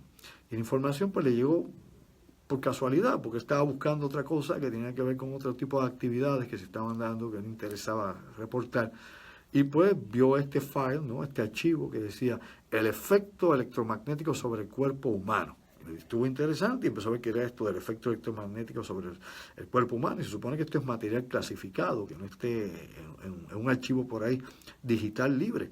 Bueno, y vio lo que mucha gente ya sabía y lo que de hecho se habían publicado y se ha discutido esto tantísimas veces. Pero bueno, por lo menos un archivo que viene de fuente fiable y que alegadamente pues refuerza lo que siempre se ha dicho, el desarrollo de armas psicotrónicas para crear malestares físicos, crear pesadillas, perturbar la mente de las personas. Pregúntele al chavo que está allá y está medio loco ya, dice que lo tienen loco en la cárcel allá en los Estados Unidos, y muchos otros más. Es una serie, ¿no?, de harassment, ¿no?, electronic harassment, ¿no?, de tipo de hostigamiento electrónico. Las silent weapons caen ahí también, que son las armas de ultrafrecuencias y de bajas frecuencias, por ejemplo, todo este tipo de armas no convencionales que de alguna forma u otra se utilizan contra personas que puedan ser enemigos del Estado, personas que se crean que puedan crear problemas. Por ejemplo, el incidente, si usted está al día, y lo hemos hablado aquí hasta la saciedad, el incidente en Cuba, la embajada norteamericana.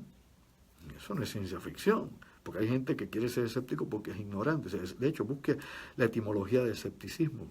Viene de ignorancia. O sea, pues claro, pues entonces infórmese, verifique, busque información, despierta durmiente, busque obviamente el proyecto, por ejemplo, Pandora, lo que ocurrió con la embajada norteamericana en la Unión Soviética, cómo la bombardeaban con microondas. O sea, esto no es nuevo, esto ha pasado y hay datos históricos que están ahí de eventos que han sucedido anteriormente y eventos actuales como la embajada norteamericana en La Habana, de cual obviamente hay una investigación, y hasta congresistas norteamericanos, y yo lo mencioné aquí, lo discutimos en este programa, se movieron a La Habana hace unos meses atrás para darle seguimiento a qué había pasado con el personal diplomático norteamericano y los efectos de aparentemente armas sónicas. Así que todo esto son armas de última generación.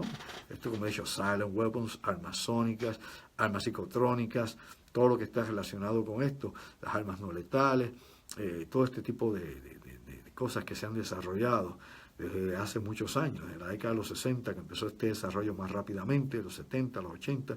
Aquí hemos hablado muchas veces del coronel John Alexander, que estuvo a cargo de estos proyectos de armas no letales dentro del Departamento de la Defensa, y muchas otras cosas que han surgido aquí, el PsyOps, unidad precisamente de guerra psicológica del Pentágono. O sea, que hay una gran cantidad de información, que no es falacia, que no son fake news, pero hay gente que, qué sé yo, como creen que la luna de queso se come con melado, pues nunca se han preguntado el porqué de todas estas cosas. Pues nosotros hemos trabajado con eso por décadas. Y nuestras conferencias, la mayoría de ellas siempre se ha dedicado en este tipo de cosas, ese tipo de enfoque, ese tipo de descubrimiento de pruebas, de documentación, de proyectos secretos.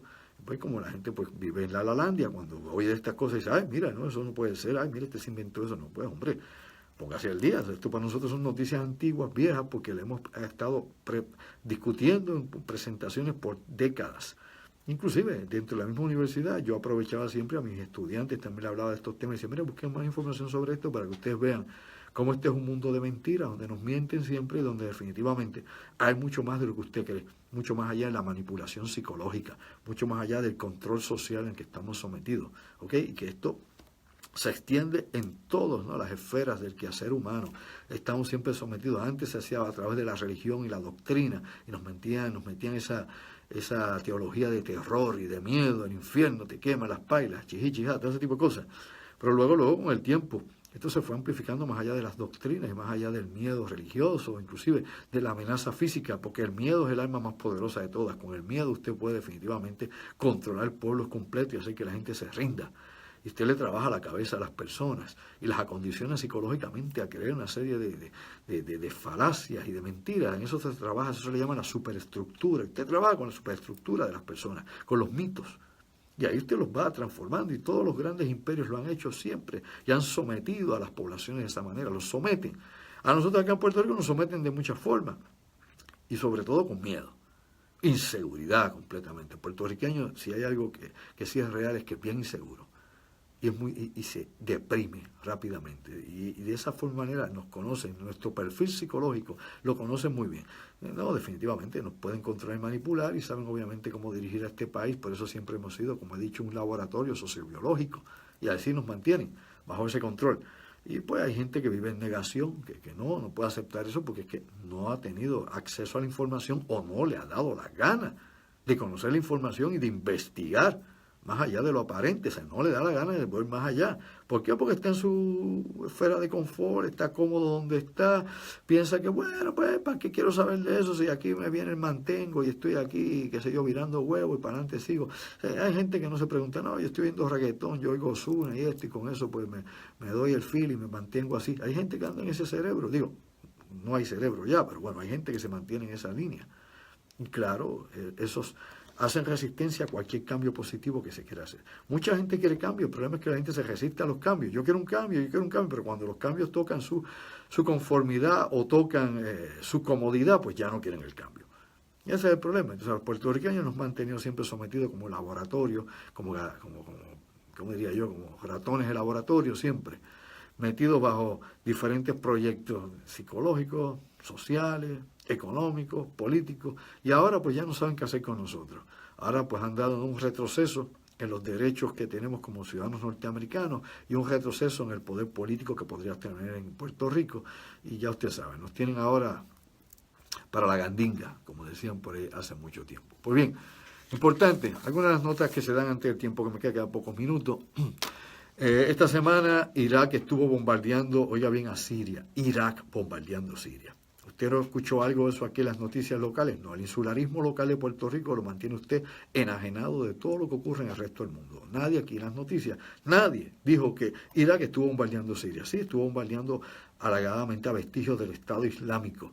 Qué interesante, ¿verdad? Bueno, los rusos afirman haber encontrado los recipientes, obviamente los contenedores con cloro, de fabricación alemana y con una serie de desperjadores y también de recipientes que producen intensidad de humo, como si fueran bombas de humo, de fabricación británica. También dicen que encontraron una serie de laboratorios en la ciudad de Dumas que eran utilizados por los grupos subversivos, los grupos obviamente que están en contra del gobierno sirio y su ejército, y que alegadamente ahí fabrican armas químicas. Pero también es importante que usted sepa que Hezbollah, y lo he explicado aquí anteriormente, también tiene fábricas, factorías de armas químicas en Siria.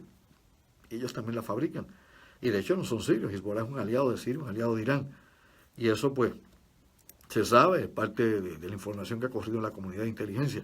A esto también pues importante saber lo que mencioné, de que obviamente los sirios pues le entregaron 2 de los misiles cruceros norteamericanos a los rusos, pero según los rusos lograron derribar 79 de estos misiles, 79 de los 103, luego dicen que fueron 107, luego dicen los franceses que no pudieron disparar todos los que querían, etcétera. O sea, aquí hay tanta incongruencia en este ataque, y realmente los daños no se ven, o sea, los daños son casi inexistentes. Y me está curioso siempre, para evitar la confrontación, que Washington llame siempre al alto mando ruso y le diga una hora antes: vamos a bombardear, quita a tus muchachos de allí, mueve tus aviones, que no quiero, ¿verdad?, hacerte daño. Lo mismo pasó el año pasado, pasó este año también. No sé, se quiere evitar problemas con los rusos, y los rusos: está bien, mira, bombardeen ahí, que ahí lo que hay son 4 almacenes viejos, no va a pasar nada. Dispara ahí para que tengas tu show of force, para que Fox, CNN y todo el mundo, BBC, crea que hiciste la gran cosa, que eres el macharrán, ¿no?, que eres el hombre que viene aquí a imponer la ley de hierro. Mayay, todo está fríamente calculado. O sea, aquí no se destruye nada, no se hace daño, no hay bajas de ninguna clase reconocible, se dan unas informaciones a mitad, a medias, la difusión de las noticias son escasas. O sea, estamos ante un mundo, como he dicho yo, donde la ilusión y el espejismo es la orden del día, el desengaño y la mentira. Así se mantienen a todo el mundo desinformado continuamente. De las cosas que obviamente que hay de todo esto, es que, por un lado también, importante señalar que mientras Estados Unidos, ¿no?, y obviamente Corea del Norte decide no hacer más pruebas nucleares, hay que señalar que Rusia le había dado también un ultimátum a Corea del Norte. ¿Escuchó bien? Sí, escúchelo. Le había dado un ultimátum. El canciller ruso había comunicado precisamente a través del embajador ruso en Corea del Norte que ellos no iban a permitir más pruebas nucleares al norte de Corea, porque eso afectaba su territorio, afectaba a la población de Rusia. Con contaminantes radiactivos, con tritón 91, por ejemplo. O sea, ese tipo de contaminante que obviamente se convierte en un gas y que es venenoso, como lo es el radón también, que surge obviamente del centro de la Tierra, prácticamente, ¿no?, debajo de la Tierra. El radón es un productor de cáncer terrible en muchas casas que aparentemente tienen ríos subterráneos que pasan, qué sé yo, miles de pies bajo tierra, y liberan el radón que atraviesa el piso, el subsuelo, y la gente muere de cáncer. Eso es otra causa de cáncer, pero usted pocas veces oye hablar de eso por ahí. A eso no lo educan, pero bueno, yo se lo adelanto. Así que Rusia le dijo a Corea del Norte que: no, papi, no vas a probar más armas nucleares cerca de mi frontera, en el área norte. Esa instalación, mira a ver qué hace. Pues bien, así mucha gente hizo presión. Vamos a hablar la verdad como es. Los norteamericanos, los rusos, los coreanos del sur, todo el mundo, los chinos, etcétera. O sea, esto creo que es un cambio importante para el mundo. Así que la cumbre intercoreana viene pronto, y luego obviamente la reunión con el presidente Trump. Otras cosas más, hay más noticias, pero casi no me queda tiempo. Nos quedan son unos segundos prácticamente ya para acabar el programa.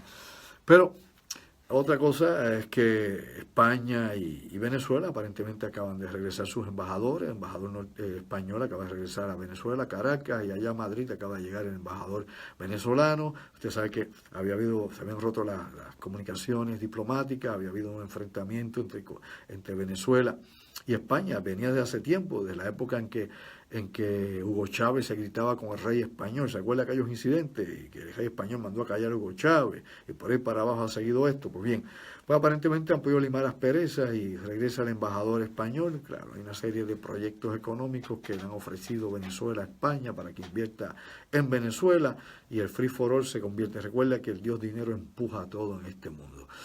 Otra cosa importante también: en México sigue la violencia política, la violencia criminal. En los 6 años que lleva prácticamente allá Peña Nieto, han sido asesinados 73 alcaldes en México. ¿Lo sabía usted? Usted se imagina que casi la cantidad de pueblos que hay en Puerto Rico, casi. O sea que 73 alcaldes. Digo, México es un país grande, pero si en Puerto Rico hubieran asesinado 4 alcaldes, estaría aquí la gente cortándose las venas y pidiendo la luz por señas. Estaríamos en crisis total. Pues 73 alcaldes. Bueno, no es fácil. Eso es parte de lo que está pasando en estos momentos.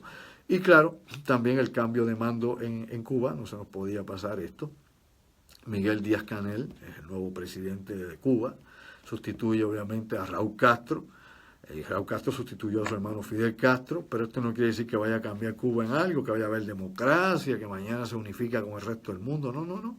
Aparentemente este señor viene de línea dura también dentro del Partido Comunista Cubano, y la cosa pues parece que no va a cambiar mucho, aparentemente. Aunque cada generación traiga su propio empuje y cada generación quiera hacer sus propios cambios, no siempre pues las cosas suceden de esta manera. Hay unos intereses tras bastidores que muchas veces pues determinan cuáles son las posturas oficiales de un gobierno o cuáles son las posturas que un presidente va a llevar. En los Estados Unidos mucha gente cree que es el presidente que gobierna, y no, hay una élite, hay un Crown Security sobre el presidente que muchas veces le dice qué es lo que tiene que hacer el presidente norteamericano y qué es lo que se va a hablar y qué no se va a hablar y qué se va a decidir.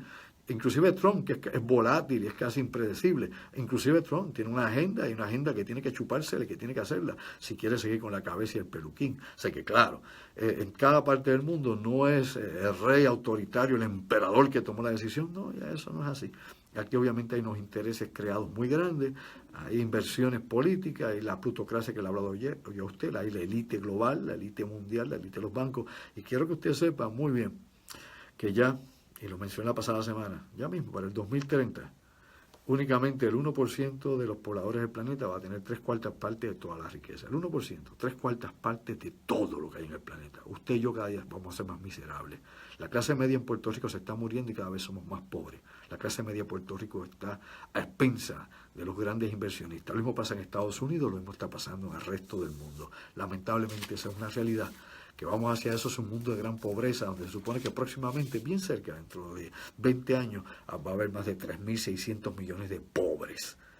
Prácticamente la mitad de la población del mundo. Pobres, pobres, pobres de verdad. No pobres como el boricua que tiene, qué sé yo, la tarjetita y todo ese tipo de cosas.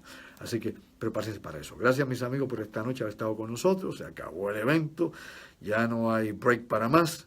Gracias a mi productora Denise Bay, que siempre está activa también en las redes, a mi webmaster Carlos Figueroa, desde allá, desde algún lugar desconocido de Orlando, Florida, mi madre, y a ustedes que son la razón de ser de este programa. Este es Andrew Álvarez, gracias por su sintonía. Recuerda mi página andrewalvarez.tv, conferencia y mi música, mi página, aquí fanpage Andrew Álvarez Chardón, mi canal de YouTube Andrew Álvarez Chardón, y como siempre conectados con ustedes acá a través de Radio Isla 1320, y te lo digo una vez más, sayonara.